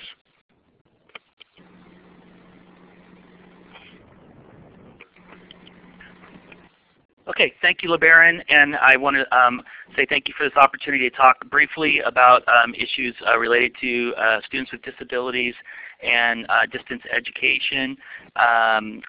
Due to time, we are going to make a very brief overview on three topics that I want to talk about today, and then take LeBaron up on his offer to do a more in-depth presentation at a future DE coordinators meeting. So we'll be doing that. But today I'm just going to be giving you an overview of three key areas: legal issues, some accessibility issues, and then the resources that are available to you within our system.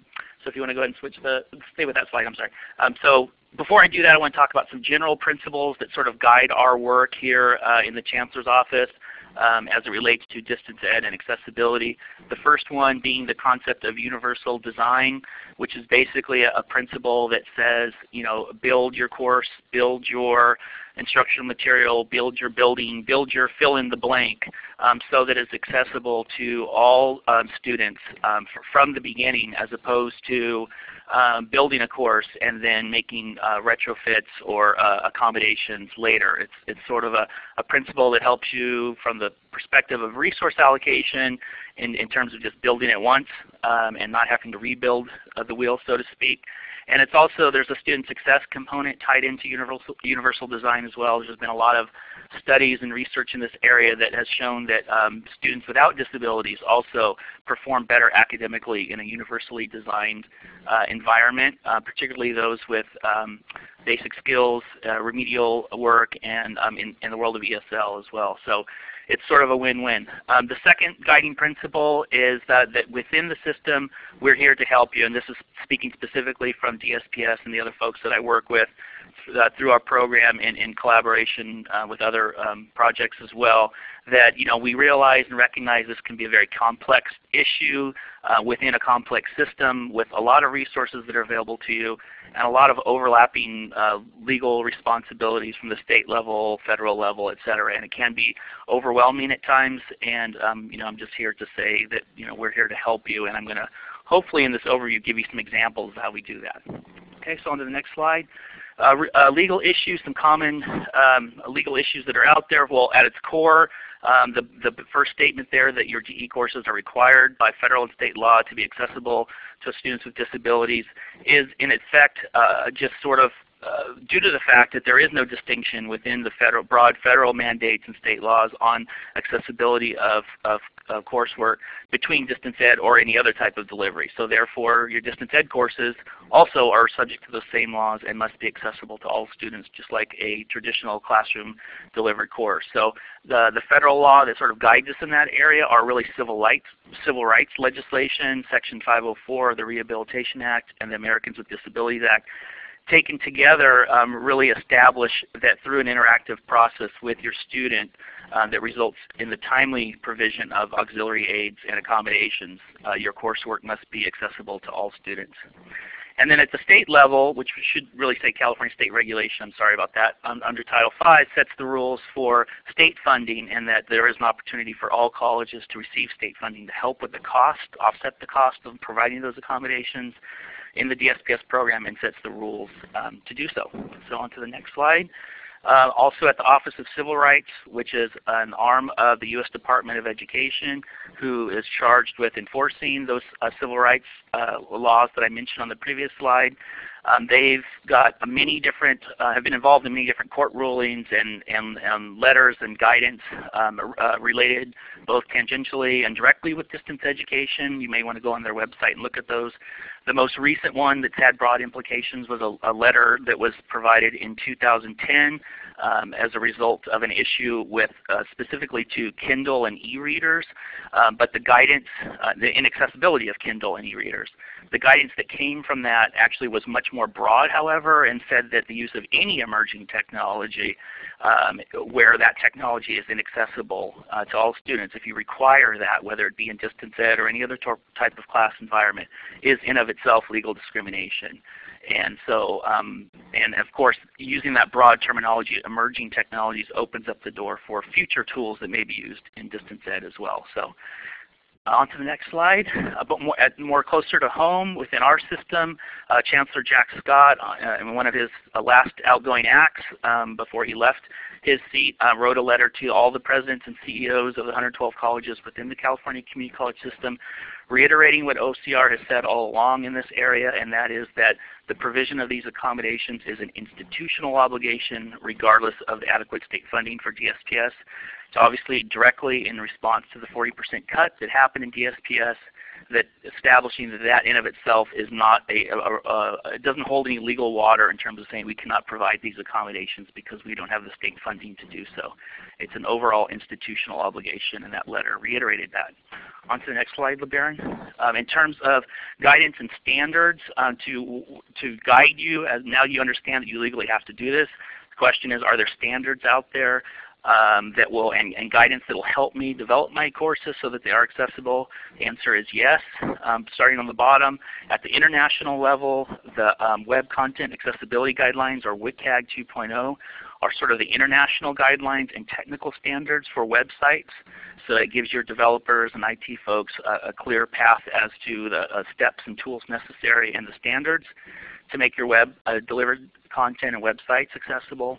And then even before that, at Section 508 of the Rehabilitation Act which requires that federal governmental entities, when purchasing all types of electronic and information technology, 3 examples are listed there, must use a procurement process to ensure that the most accessible choice is being purchased. And then we're very lucky in California to have Government Code Section 11135, which establishes that California community colleges, CSUs, and UCs must comply with the 508 procurement standards. And we also offer training in that area as well. So the next topic, next slide, is what are we talking about when we're talking about accessibility issues specifically within DE courses. These are sort of the top 3 most common issues that we see and that we provide training on and guidance on.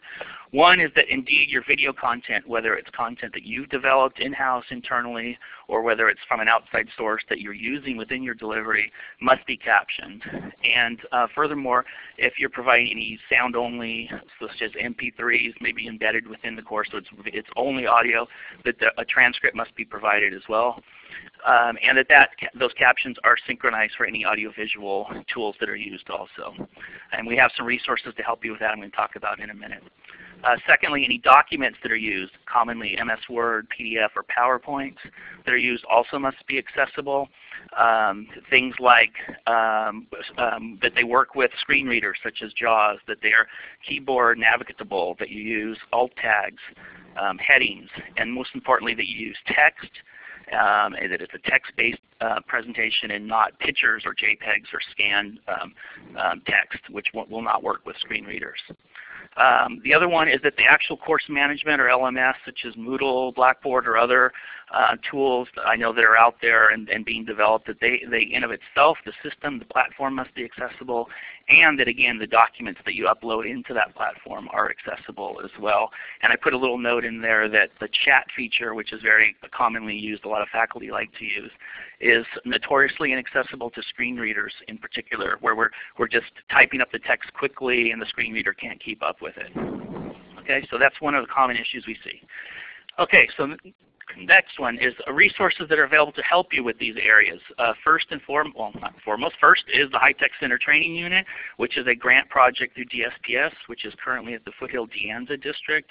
And what they do is provide training both on-site there at the center in Cupertino and also on your campus if you set it up with them that way. On these areas that I'm talking about, both the legal and policy issues as well as technical information regarding web accessibility, assistive technology, etc. They also house a lot of information and key documents on their website and offer utilities and assessment tools such as the High Software Compliance Sheriff, which we have a license for all 112 colleges within the system.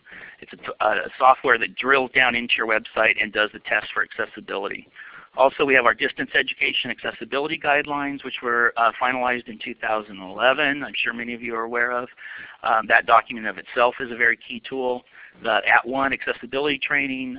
@ONE offers a wide variety of types of training, including a 4-week course on how to make your online courses accessible, which was developed in conjunction with the High Tech Center unit. And I believe their next training is in February. And next slide. I think I've just got 2 more. Another one is EduStream, which is another grant-funded project through the Chancellor's Office at San Bernardino, which is a repository of digital media and video content that's both that you have an opportunity when you join to both upload content into the repository and use content that's already uploaded there. And all of that content is all captioned, of course.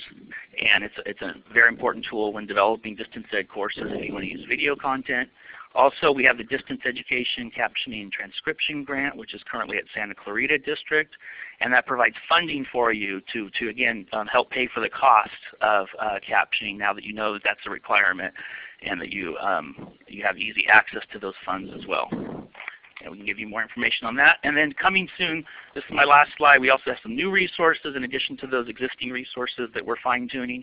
One is a project that we've recently named the Sidekick Collaborative, which is a collaboration of many of those projects that I just listed, working together to develop a web page and a faculty resource page. More information on that rollout will be coming soon. Also, the High Tech Center is working with the Census Access Project, which is a document conversion tool which will convert documents such as Word or PDF quickly into an accessible alternate format such as MP3 or DAISY. Also, we're going to be doing some accessibility training and services for those of you who are using the Microsoft SharePoint system, which I believe about 20 to 25 colleges to date are using actively, which is a cloud-based document management system.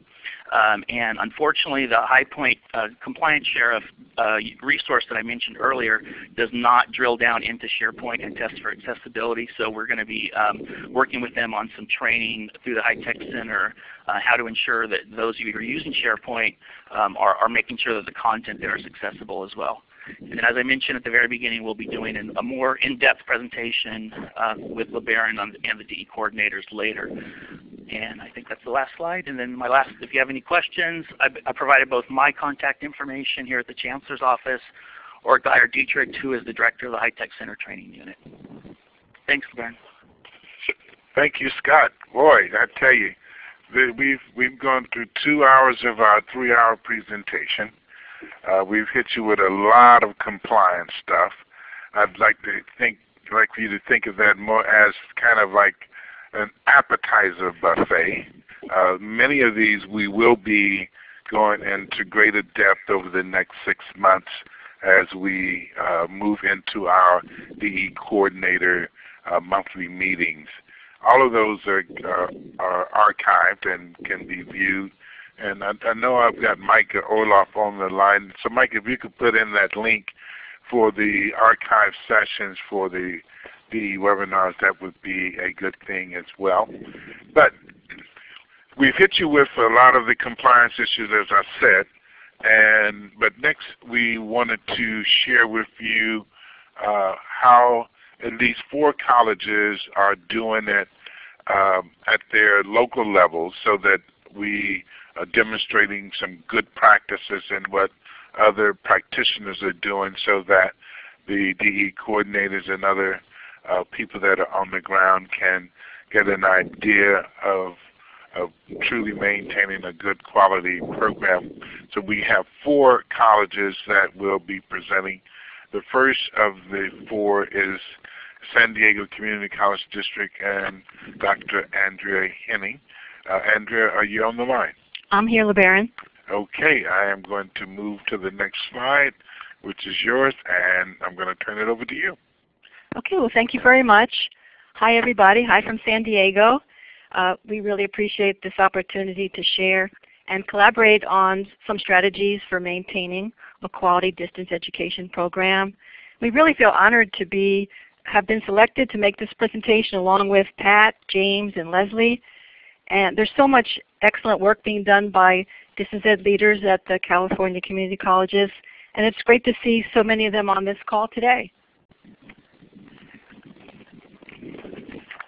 The key point that I would like to emphasize is that distance education quality really relies on integrating multiple components with the central focus always on the student.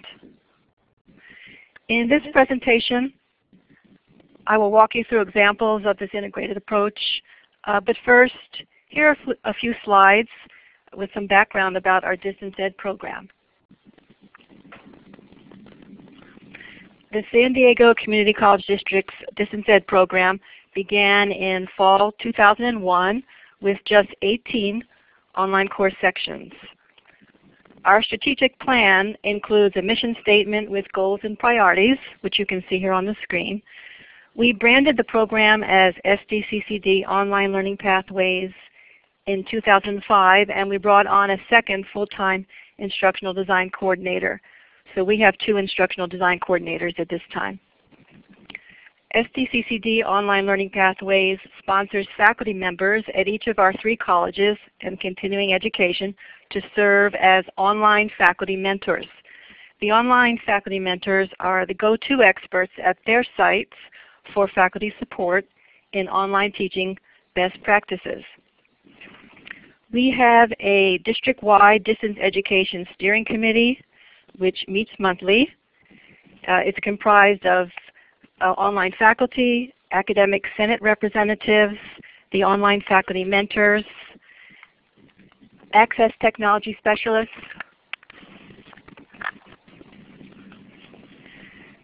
the directors of DSPS, librarians, directors of library and technology, instructional deans,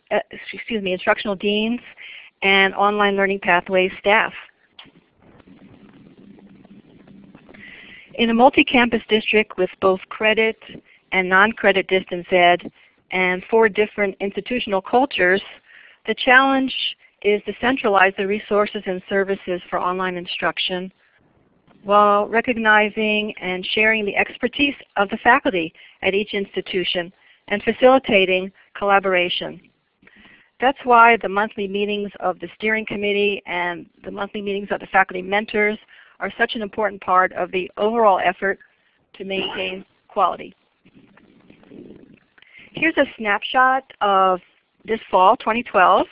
Our 3 colleges and continuing education are offering 535 online course sections in 71 different subject areas. And this fall we're serving 11,332 students at our 3 colleges. And this is an unduplicated head count. Additionally, continuing education is offering 26 online sections, and they have 835 enrollments. We have 24 hybrid courses, and we define hybrid courses as a majority of the instruction is on campus with less than half online. We found it very helpful to work closely with institutional research to have these data ready when requested for substantive change and other accreditation reports. Also, data on the number of online students who reside outside of California are important to track, as we learned earlier this morning. So the metrics that we track are unduplicated headcount, FTES, the number of faculty trained, the number of online and on-campus faculty who use our Blackboard course management system, the number of online and web-enhanced course sections. As you can see, we have 1,147 web-enhanced course sections this fall. It's important to track these web-enhanced courses. They're rapidly growing. We provide a separate training course for the on-campus faculty who use Blackboard along with their on-campus instruction. A very well-organized support effort for these on-campus faculty is essential. Although this is not DE per se, much staff time is spent in support of the web-enhanced faculty and students. Other metrics we track are online student and faculty satisfaction, online student retention, and our overall enrollments in Blackboard. Here's a snapshot of online FTES. We are approximately 12% of the total San Diego Community College District FTES. So this gives you an idea of by college and continuing education. We were at our peak in 2010-11 with over 5,153 FTES. Just a little bit more data. Student success rates. It's very important to track the data on student success and also student retention, which I'll show you in the next slide, as part of an overall quality effort. Success rates are students completing their courses with grades of A, B, or C. The chart that you're looking at combines City, Mesa, and Miramar College success rates and compares online classes, the blue line, with on-campus classes, the red line. Included in the data for on-campus classes are the hybrids, which once again we define as the majority of instruction is conducted on campus with less than half conducted online. Also the on-campus classes that are web enhanced are all included in that red line. So while the college's success rates are 70%, our online courses are showing up at 56%, which may be comparable to statewide data, but we really are focusing on this in our online faculty training and certification program and our student orientation program, which I'll talk about in just a minute. Here are our student retention figures. Retention is 78%. This, the blue line, is online. It's been steadily increasing at the same time that our enrollments are expanding, although we did see a slight dip in 2011-12 for online as well as on campus. I think that's a negligible dip. So these student retention strategies are very important and are a focus of in our online faculty training and certification program. So that's it for the data.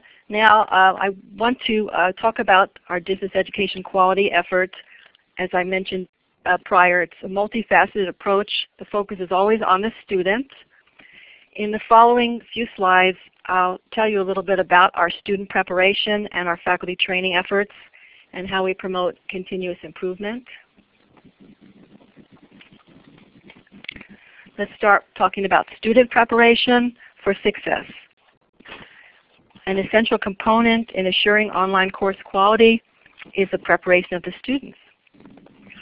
Our first-time online students complete our online student orientation, which includes the Online Learning Readiness Assessment, which is an interactive set of 20 questions that yields a score indicating the level of online learning readiness and the steps to take to get ready.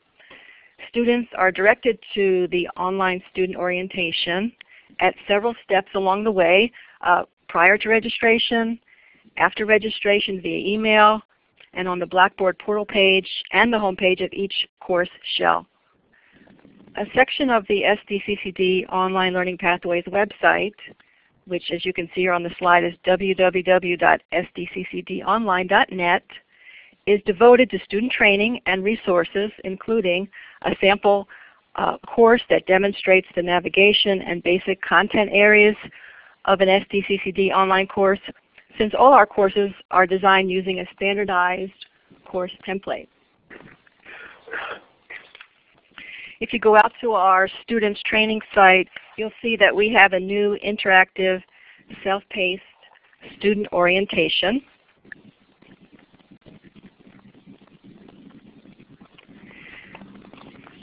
Students watch short videos with helpful information in 5 steps.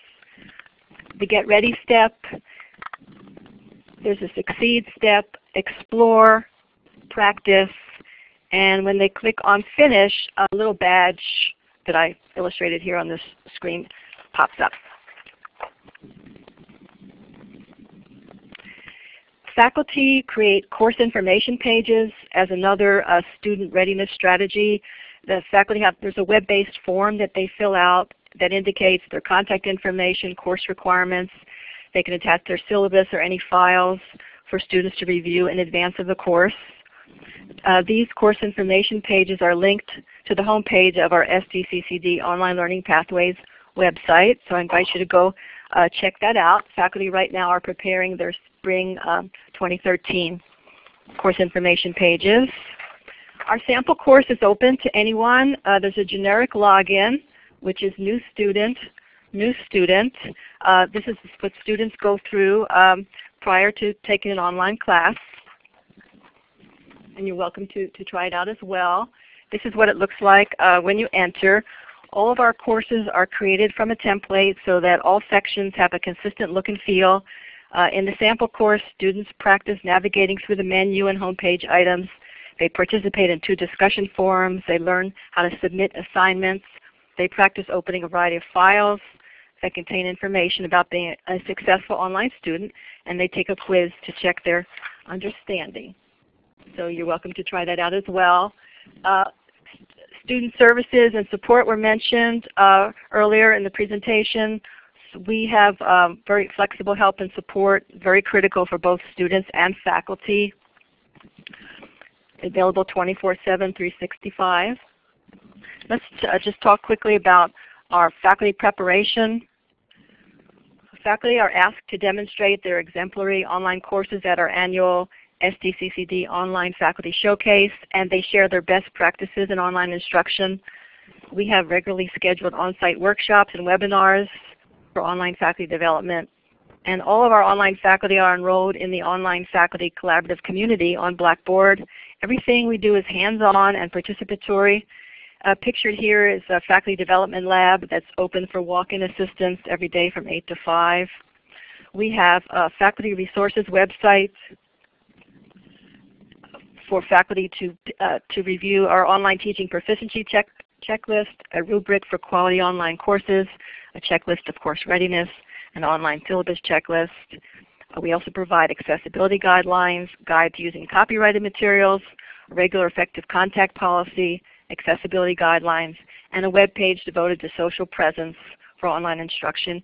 And you're welcome to use and adapt any of these materials for your institution.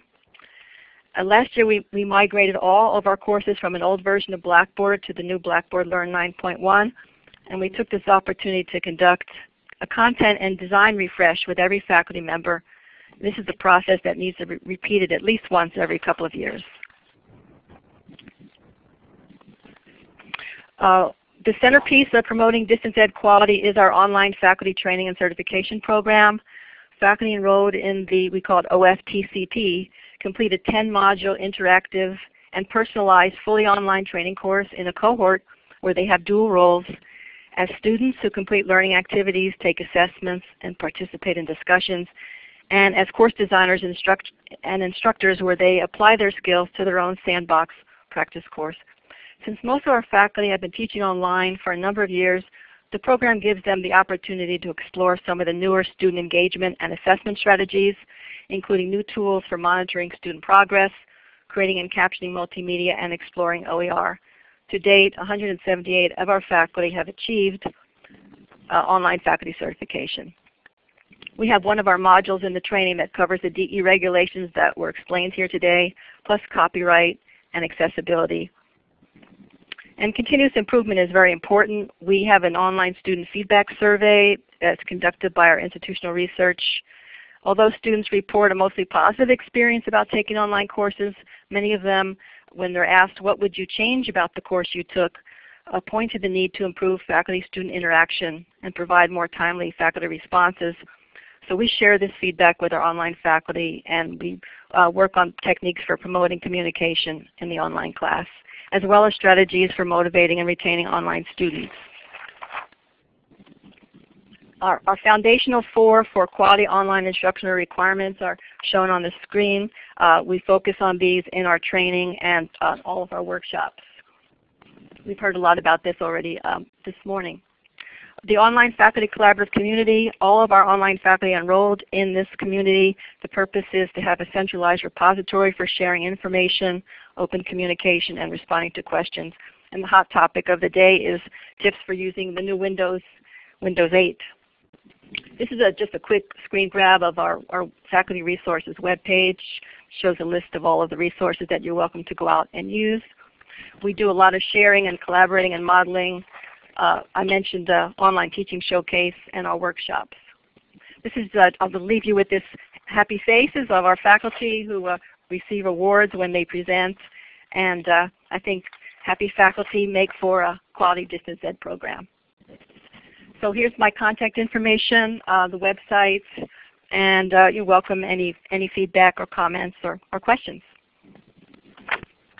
Thank you, Andrea. You finished right on time. No, I had my iPhone clock running. You are great. You are great. That's fantastic. A lot of information.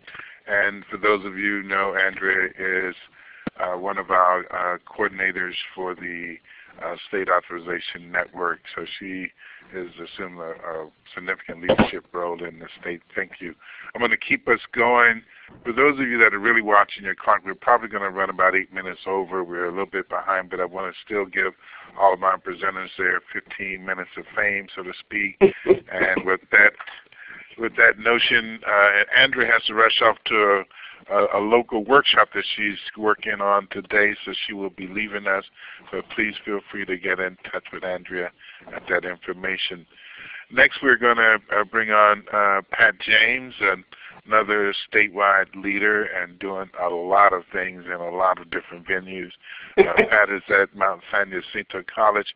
Pat, are you going to move your own slides? No, I think you could go ahead and do it. I appreciate that. Okay, I appreciate that for you. But I am LeBaron. You know, you shouldn't start a presentation with an apology, but I'm going to. I didn't get my flyer to you guys in time to LeBaron in time to send it out. So I can push it now if that's okay with you, LeBaron? That's okay with me, Pat. Push it. Okay. I'm going to go ahead and do that. And so what you're going to get is a handout from me, and you'll have an opportunity. It will come up on your screen to save it if you'd like to. If you don't care about it, you don't have to save it. But there's a handout that really has a lot of the information about the basics of our program. What I want to do before I don't want to go to the next slide yet. I want to talk for just a minute about our program. We started with 2 web-based classes in 2000, And we now have 200 sections per semester, which is down a bit because of workload reduction. We have three DE coordinators that divide up the work, and they're so fabulous. And in the handout, it tells a little more about what they do.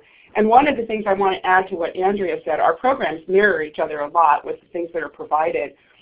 But one thing we started this last semester that I'm really looking forward to seeing what happens as we go forward is we have put an online learning component in the matriculation process for all students. Because we were finding that they weren't finding the orientation, they weren't doing the readiness tests, and so we thought if we could put it into the matric process that they all have to go through, and we have a pretty good module in there about what you have to do in order to be a good online student. So we'll see what happens, and I'll let you know as things go forward. Okay, you can change the slide now. You can go forward, LeBaron.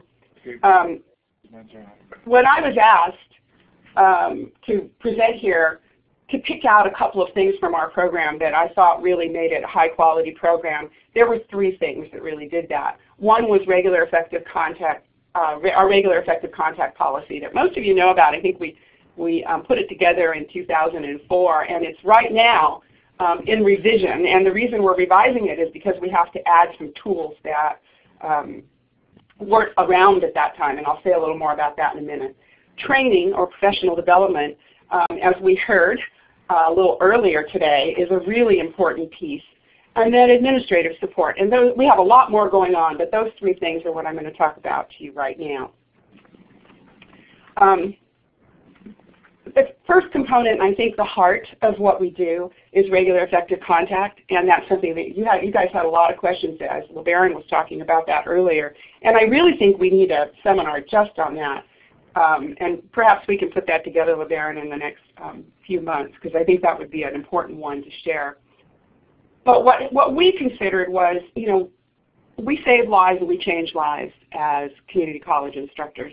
And it isn't the technology that does that, it's the teacher. It's not even materials, it's the teacher. And you all know that. So how do we keep the teacher in the courses? And we felt that that was really an important piece. So our Educational Technology Committee developed this this regular effective contact policy. We knew that our curriculum committee needed some help. We were having people come to the curriculum committee and we would say, how are you going to do regular effective contact in your course? And they had no idea what we were talking about. So we actually defined it. So we have a policy that's written that defines what it is. It's very broad. It says you have to do things like you have to establish turnaround times for your students in your syllabus for email and Q&A forms and things like that. We don't say what those turnaround times have to be, but we say you have to let students know and they have to be timely. Things like that. We talk about use of discussion forums and other tools to accomplish regular effective contact and what we expect from people. And what was great about it was when people brought stuff to the curriculum committee, they could say, well, here it is. And what really was kind of funny was I was involved in doing this on the committee as a faculty member, and when I became a dean, it became a very useful tool for explaining to new online teaching faculty what was expected of them, especially if I got a complaint from a student that said the teacher wasn't in the classroom. And I had no idea that a tool I created as a faculty member would be my best tool to use as an administrator. So I would encourage you all to take a look at ours and make your own, and some of you have. I know James has and a few others. And I'll have ours updated probably by the end of January, so you might want to check back then to see the update, which will include blog tools and other things that are new since we first did that policy. Okay, so we can go on.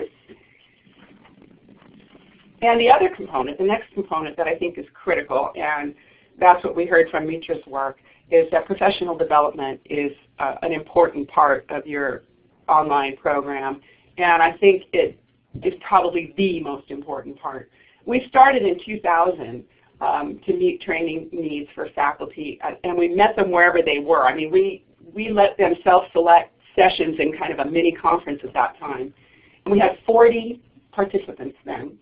At our academy in August, we had over 300. And it's open to everyone. It's open to part-time faculty, full-time faculty, staff, administrators, and we encourage or invite you to attend. If you want to come, just let me know. You can email me and I will send you the information, or you can take a look at the websites that are listed here on the slide. And I put those on the handout too, so you have those links on the handout that you have. And we usually invite people if they want to come. Last August we had 5 people from Victor Valley, and I'm happy to, and just very proud to say that this semester they started their own academy based on our model. From those 5 people who attended ours and saw what it was like and said, yeah, we can do this. The academy is peer taught mostly, and we give faculty double flex credit if they teach in the academy for the hours that they teach. They all get flex credit if they have any available, because they have a certain amount they can use during the semester. And they all get flex credit for attending if they choose to do that. If they're teaching a 3-day workshop, because the academy is full of a variety of different kinds of things, if they're teaching a 3-day workshop, we pay them at the non-teaching rate for faculty to teach in the academy. And we have trained trainers to do Blackboard. So we have our DE coordinators and a number of faculty who are now trained to teach Blackboard. And so they teach Blackboard courses, and we have a 3-day effective practices course that's a pedagogy course that is based on the IOTL class for @1. So we have all of that going on, and the best thing about it is it's something that people can expect to have happen. And that's what you have to do with your teaching and learning academy, is you have to make sure that it happens all the time. People can count on it. It's grown from what we started with just technology. It now includes our STEM professional development, our basic skills professional development, our Title V professional development, and now it's funded by those 3 grants. And prior to that, I was scrounging for money. I'd go get money from anybody who had it in order to make the academy happen. But now we have a really good base of funding, and we have quite a bit involved with the academy. It's like a conference, and it lasts for 3 days, and we have it in January and we have it in August. So again, I invite you to join us if you'd like to. Just let me know. We won won an award from the Chancellor's Office in 2011, and in our accreditation report, we got a commendation for our academy. So we're pretty proud of it. We also use the @1 Trainers Bureau to have presenters come in to present things that we don't have the expertise, and that allows us to move forward with new tools and new ideas. Okay. And the last thing is administrative support. And I think you can't really have a great program unless your administration supports all aspects of it. The academy has developed a culture at the college. It's a culture of professional development, and it's a culture that really accepts online learning as a valued methodology. And that's great. I mean, you wouldn't find too many people at this college who would say, oh no, I'll never teach online and it's horrible and I don't like it and I don't think we should do it. Most people are accepting that this is something that students want and need. And I think that support generally from the culture of the college has been instrumental in our success. And I think we have great classes. We have some not so great classes out there too, and we work really hard to mitigate those. We require training, by the way, now. And the way we did that was our Senate, through our Educational Technology Committee, came up with their criteria for training. And the Senate approved that criteria as a recommendation. And the instructional administrators have agreed to honor the Senate's recommendation through right of assignment. So we don't put faculty into courses, online courses, unless they have gone through our training or the @1 training. I'm really excited about that because that really helps me as an administrator know that there's quality out there, and I get less complaints from students, which is also cool too. So at our college, our president has been an online student, and he supports the development of the methodology. He's very excited about it. He's involved in the planning process. He comes to the academy. He's really a big part of what we do online, and I'm so appreciative of him. That's Roger Schultz, and we're very lucky to have him. Our instructional administrators support the program in a variety of ways. They come to the academy as well. And they make sure that they've included the growth of the program in all the activities of the divisions that they run.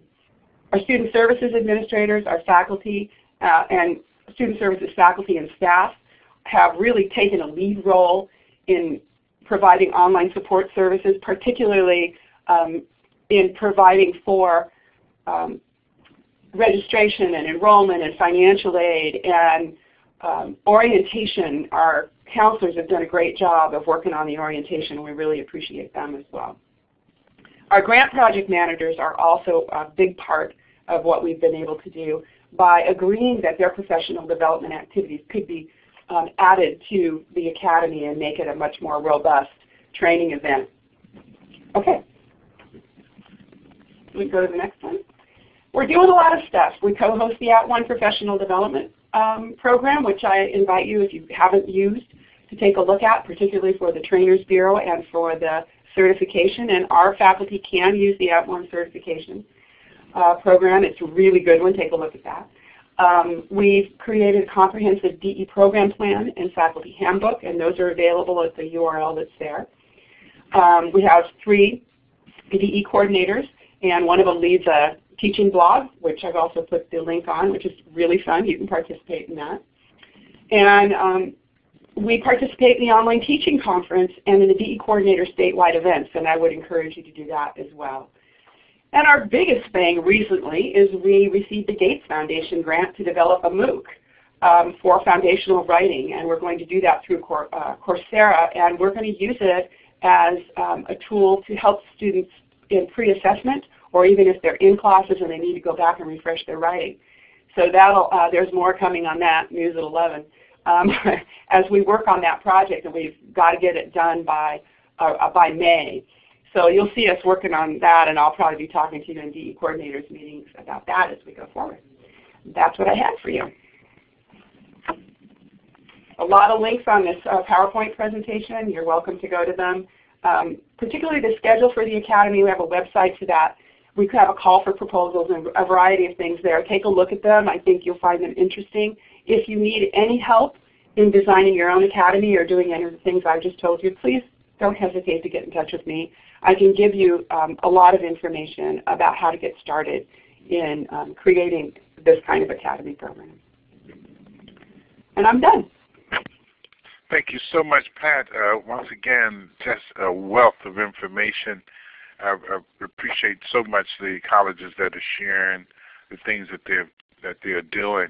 Next up, and we really, you know, all 4 of my colleges today are all heavy hitters, and I can't say anything less about the next presenter, James Klopper-Grossglag, and the work that he's doing in the open education resources work, as well as the captioning work.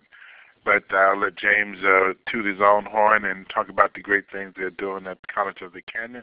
James, are you on the line? I sure am, LeBaron. All right. Do you want me to move your slides, or are you going to move them yourself? Yes, please go ahead. And before you go to the next slide, let me just say thanks for those kind words. But I would say that you know, everybody can already hear some overlap between what Pat was talking about, what Andrea was talking about. And there are folks on the phone here, a lot of folks on the phone here from our DE community in California who could be saying the same things about the great work they're doing at their colleges.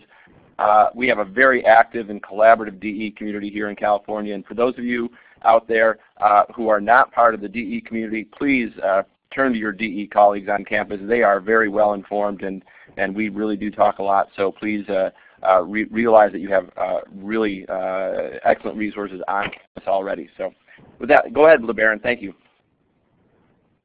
All right, here's a little overview of College of the Canyons. You heard Andrea mentioned before that they have about, I think Andrea said about 12% of their total FTES is online, and you can see that during, let's say, typical times, normal times, typical semesters at College of the Canyons, the number of online sections that we offer adds up to about 11, 12, 13% of our total offerings, and our FTS follows from that. You can see, though, from some of those enrollment patterns or some of our offerings over the past year that we've been sort of whiplashed here and there with the question of, well, is Prop 30 passing? Are we doing a winter session? Are we not? You know, I think a lot of us have been in that sort of indecisive state. But overall, online sections and online FTS is around 11, 12, 13% for College of the Canyons. You can see that we offer a wide variety of scheduling formats. That's something we really pride ourselves on, is that we offer a lot of items on the menu, let's say, at College of the Canyons. Generally, with online, we have 16-week, 8-week, and 5-week formats. We have a wide variety of hybrid classes, including public speaking and lab sciences, which are sometimes a little challenging for folks to do. We also throw into that mix accelerated learning community cohorts for remedial math and English, which have a varying degree of online or hybrid work. What I want to talk about in a little bit more depth is the training component that we promote, the data, our use of data, and our use of open educational resources. So right here you'll see what we do with training for folks for faculty members who want to teach online. We require faculty to complete our training before they teach online. You'll see the details here: college level coursework in online teaching and learning. That can be the @ONE course. We also offer an in-house version of all of this training. We ask faculty to complete 6 hours of LMS training. We're a Blackboard campus currently. And very importantly, 1 hour of accessibility training. We also integrate accessibility training into our LMS training, and accessibility training is also integrated into the college level coursework in online teaching and learning.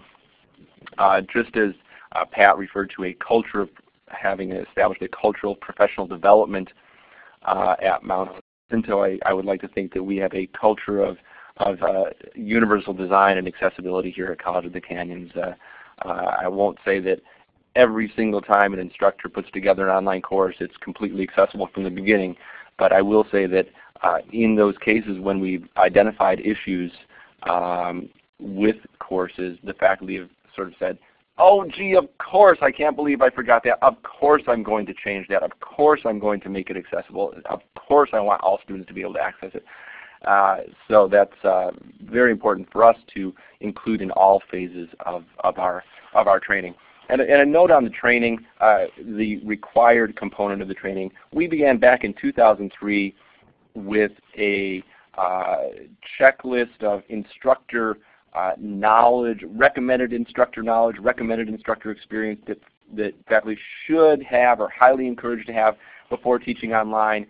As our online program grew, there was really very, very overwhelming and universal recognition that we needed to have a requirement for people to complete training before teaching online. And we did that, of course, in conjunction with our academic senate. And as Pat mentioned, she had put through her training requirements as a faculty member. The same is the case here. This training requirement is something that I worked with the Senate on when I was a faculty member, and now, of course, as an administrator, it's very helpful.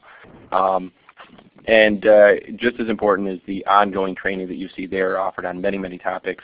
And that training is primarily designed and conducted by John Makovich, our Director of Distance Learning, who's also on the call here. And then you see a specific note about the accessibility training. With that, LeBaron, can we move on?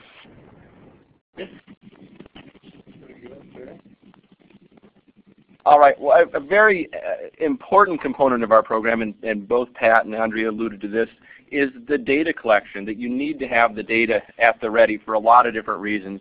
You need to know what you're doing, whether it's to help justify the training that you're doing. You can say, gee, this is working after all, or whether it's used to justify budget requests or to work on your accreditation reports and a variety of compliance issues.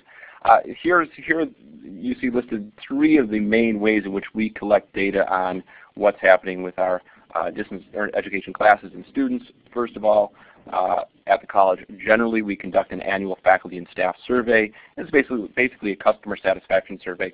Are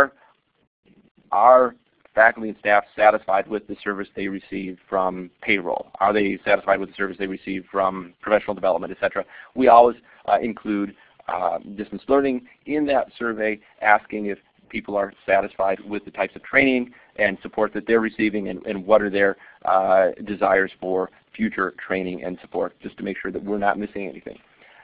Also, the annual student survey. The college conducts a survey of all of our students annually. Same thing, customer satisfaction survey. And of course, that ties into program planning and action implications and so on. We also conduct a survey of all of our students who are taking classes online. So we take the basic annual student survey. We adapt some of the questions to be more appropriate to the online venue, and we add a few questions that are specific to the online delivery method.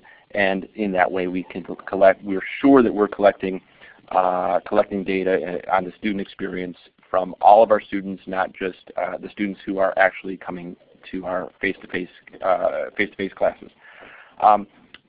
In addition, we conduct regular program analysis. As again Andrea alluded to, we regularly know what is the success rate, what is the retention rate in our online classes compared to the face-to-face classes. And as I mentioned before, this always ties into identifying action implications that informs program review and program planning, identifying your program objectives for the next year, and we widely disseminate the results of that program analysis because it overlaps and impacts on so many other departments, again, as both Pat and Andrea alluded to. Next slide, LeBaron. So here are just a couple of examples of things that we learned from our annual student survey of online students, or students in online classes. The first one, wow, students stating that SLOs were on the course syllabus for an online class, 97%. Fabulous. I'm so glad that I have that information, especially with accreditation coming up in a year. Holy cow, I'm glad I have that. But then look at the next one. Students satisfied with tutoring available in the online format. Gee, not so good. So that will definitely inform the program plan for our tutoring center and our learning resources area for next year. That's just a couple of examples of what we get out of that annual student survey. In the next slide, LeBaron. Here you see the results of a larger program analysis that we undertook last year, actually, that our institutional research team undertook last year. And I'll give you a second to digest those numbers. But essentially, the point is that we compared all the different delivery methods at one time to see how we're doing. What I'll point out is that we have, again, a very wide variety of delivery options there. And we thought, gee, we better line all these up next to one another to see how they're doing, because we're doing so many different things at one time. You can see that the highest retention rate is for something identified as PAL. PAL, those are on campus, so face-to-face, accelerated remedial math and English learning communities. So Math 1 and Math 2, say, accelerated and combined in a learning community over one semester. That has the highest retention rate, amazing. But also, the retention rates for the accelerated online are higher than the full semester online. The retention rates for the accelerated hybrid are just as good as, or sometimes better than the accelerated, or than the full semester hybrid, and so on. And in any case, everything's getting pretty close to the full semester retention rate, so we're pretty pleased with that. But we do see that, gee, the full semester online could be brought up, so that informs departmental plans to work more closely with faculty on course design and promoting consistency in the design of online classes and in the implementation of that regular effective contact that we've heard so much about. And LeBaron, could you go to the next slide, please? Here we see the success rates, also for the wide array of delivery formats that we offer. You'll see that the success rates are highest, again, with our accelerated developmental learning community. But the accelerated face-to-face is way higher than, so the accelerated format is much, much higher than anything else, which is very interesting. And that has definitely informed our enrollment management planning here that we're at College of the Canyons, we're going to substantially increase the number of accelerated classes and accelerated experiences available to students. But also you see that the accelerated online is pretty good. It's a little bit better than the full semester online and so on. So, and in any case, both of them are getting pretty close to the full semester classes. So we're pleased with those outcomes. But more importantly is the fact that we can see what those outcomes are, that we work closely with our institutional researchers to get this data, and that we share this data widely with departments. Okay, LeBaron, please. Thank you. And then one more area that I'd like to highlight that we're working quite heavily in to support student access, to expand student access, reduce student costs, and that is open educational resources. We're very, very actively involved in promoting our faculty use of open educational resources. Oops, something's going on there, LeBaron. Not quite sure what that is.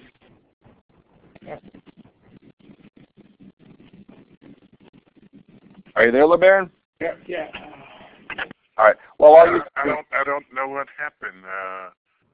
That's okay. I'll continue talking about the OER work that we're doing. The key number there on that slide was $238,000. We calculate that over the past 2 academic semesters, so taking out winter and summer, over the past 2 semesters, our faculty use of open textbooks has saved students $238,000. That's in 3 social courses, 2 water technology courses, and just 1 math course. Taking the number of enrollments in those courses, multiplying that by the amount that students would have spent on the on the publisher-produced textbooks. So the OER really can have a very powerful impact on student access by reducing student costs. And in all cases, our faculty have told us that the material that they're working with is of a higher quality than the publisher-produced material. LeBaron, next slide, please. Very quickly then, to summarize, I think the overall theme of what we're doing here at College of the Canyons, as Andrea alluded to at San Diego, is collaboration. We would not have the training requirements in place if it were not for close collaboration with our academic senate. We would not be able to deliver the training if not for collaboration with our professional development folks, and certainly we wouldn't be able to do anything without our colleagues in IT and computer support. The same goes for our focus on accessibility. That comes from very close collaboration with our DSPS staff and our IT staff. Data collection, it goes without saying that we need our institutional development and researchers. OER, again, we can't do any of the work in OER without professional development staff, IT, and of course our good faculty. And many, many, many more departments are heavily involved in everything that we do to focus on students and to ensure that we have a quality program. So with that, I'll turn it over to LeBaron, and thank everybody for your attention. Thank you, James. I apologize. I don't know what happened with the start sharing, but I'm glad we were able to get back to the slides. So this is James' contact information. As you see, he's also president of the advisory board for the Community College Consortium Open Education Resources. James, I think you may have put that into the chat room, but you might want to put it in again so people can follow up on that information. I'm going to keep going. We have Leslie Ann Bueller from Ohlone College. Leslie is the Dean of Business, Technology, and Learning Resources. She does a lot there, and she's also a leader in the state in distance education as well. Leslie, are you on the line? Leslie, are you there?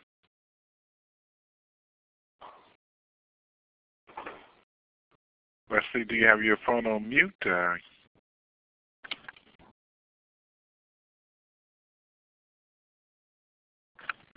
Leslie. Okay.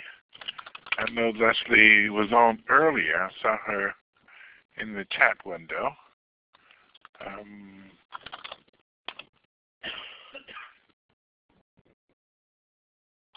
Okay. This is Leslie's slide. Leslie, are you? Okay. Well, I'm going to move. Leslie is not coming in just yet. Did you mute me? No, I did not.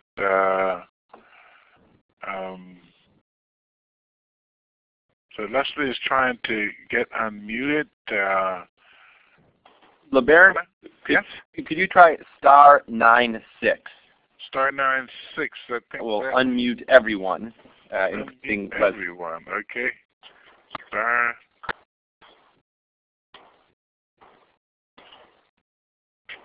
I'm here. Can you hear me?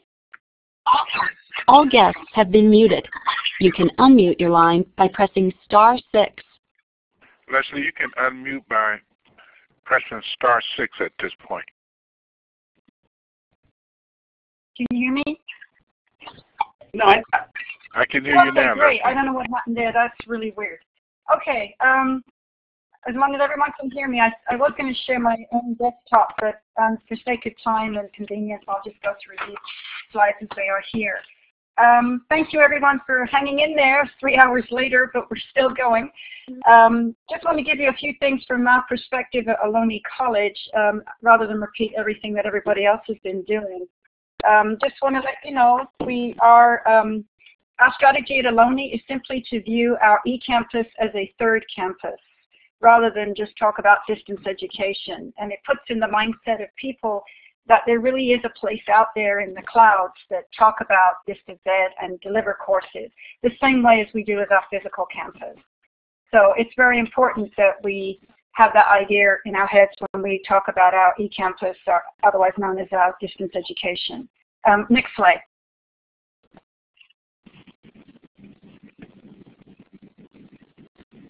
Maintaining a quality eCampus. Well, first of all, you need to know who we are.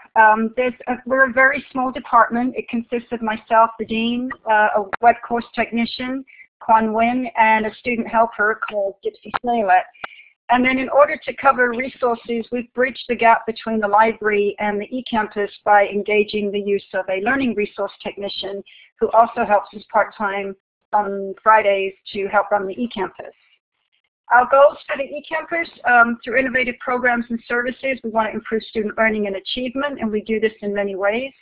And we like to promote continuous needs-based learning and professional development for all district personnel, which we try and strive to do.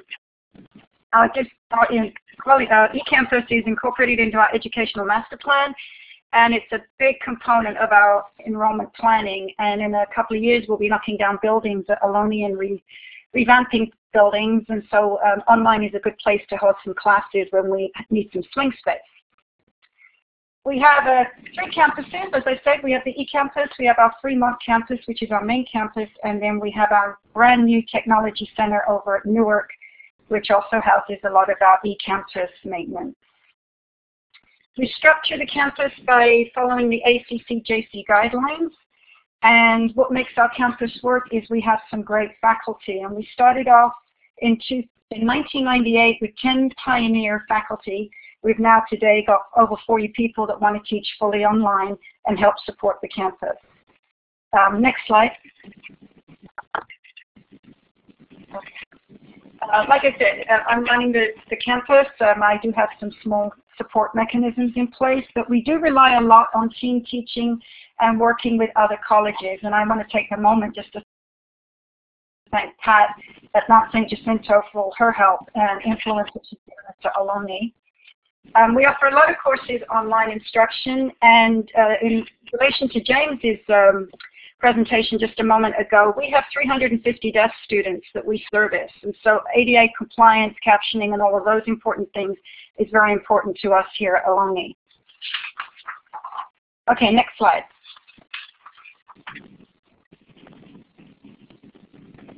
One other thing that helps maintaining our eCampus is the fact that we have all our academic deans involved. Instead of the distance ed just monitoring everything, we meet once a month. We talk about the distance ed components that go into courses. and we're continually reviewing how we assess our faculty and how we train our faculty and get our faculty engaged in teaching online instruction. Next slide.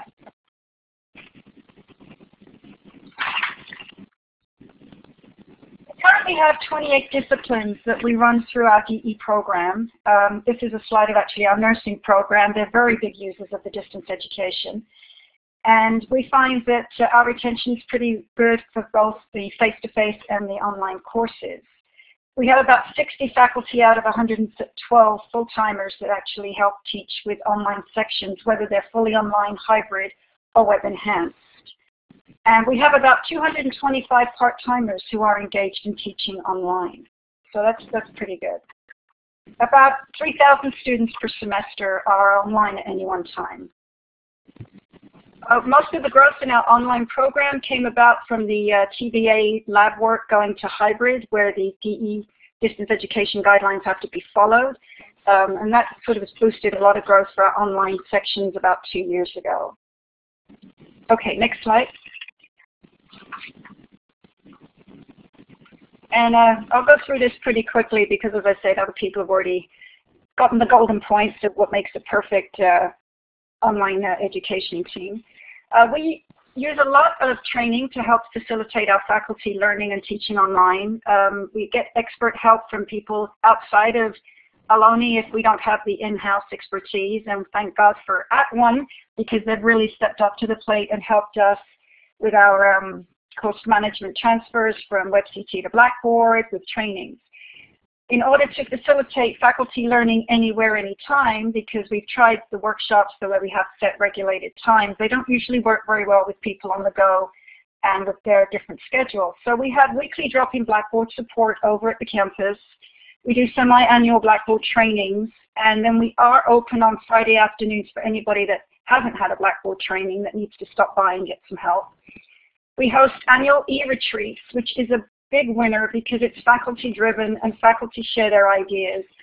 And we recently had experts in the field come in, such as Michelle Pahansky-Brock and Mika Olaf with the @ONE to deliver course resources and new online buzz tools that they can share with the faculty. They have really been a tremendous help and really motivate faculty when they see each other's work and how effectively they can engage their students using these tools for effective contact. We've had some really interesting examples. As far as the ADA and accessibility training, as I said, our college, we host a large group of DSPS students, and so we have a lot of accessibility trainings. We also do something where we train our faculty to caption their own videos.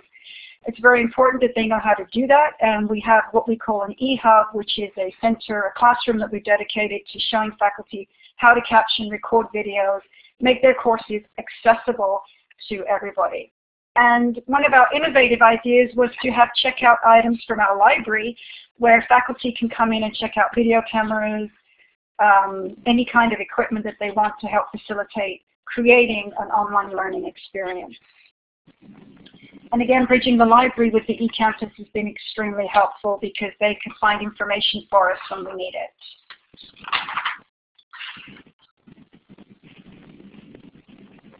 We work very closely with IT as well, and when we do our Learning College Weeks, which take place in spring before the semester starts and in fall before the semester starts, everything is set up and ready to go so faculty can come in and get their trainings and not waste any time and share their resources. Okay, next slide.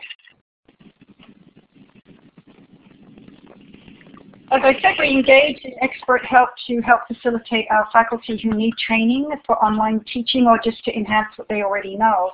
And through a Title III grant that we got a couple of years ago, we've actually been putting 31 participants through the online @ONE training program. And as you can see, we've even had administrators take it so that they can really fully understand what is needed for an online faculty to teach online. And I think that really makes a difference when they see it from the faculty perspective and know exactly what is needed for training and so on. I usually ask questions at this point, but I won't because of time. Next slide. And maintaining equality with our student success rates, as you can see, we're doing pretty good compared to the statewide average, and I'm very proud of that, and I think it's a lot to do with the deans and the faculty working so closely together.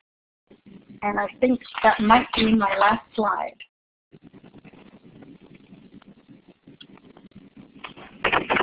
Oh, I just want to say thank you. A lot of repetition I've deleted because everybody else has said all these great and wonderful things. We do have a wonderful website. I'm not going to take you there now, but if you do go there, there's exactly the same items there that Andrea and Pat and James have. So rather than belabor the point, I just want you guys to know that you really need to have a cohesive group working together. You've got to have buy-in from faculty and administration. And one more important thing is the faculty, when we're training them, we tell them they have to be there. Don't just put your class online. You got to be part of it. Thanks, LeBaron. Thank you, Leslie. I really appreciate you and everyone else for their participation today. This concludes our session. We only went about 6 minutes over, so I think it was a very comprehensive discussion today. I just want to reiterate a couple of things. We will be developing a Q&A document. We will be consulting with all of our presenters to follow up on that. The archive for this session will be available probably by tomorrow. This is a 3-hour session, so it's going to take them a little bit of time to pull all of that together. We will be posting the link to the archive session. We will be saving the chat room discussions and posting that, as well as the closed captioning portion of this session as well. I can't thank the participants enough for joining us today. We still have over 200 people in the room. I think we got up to about 280 plus in the room, and I know there were a number of people that were watching with multiple people in the room as well. So with that, I'm going to thank everyone and say goodbye, and I wish all of you much success in your distance ed programs. We will be having our DE coordinators meeting this Friday, and we'll be sending out information about that. On that, I'm going to end the recording with this note. Thank you.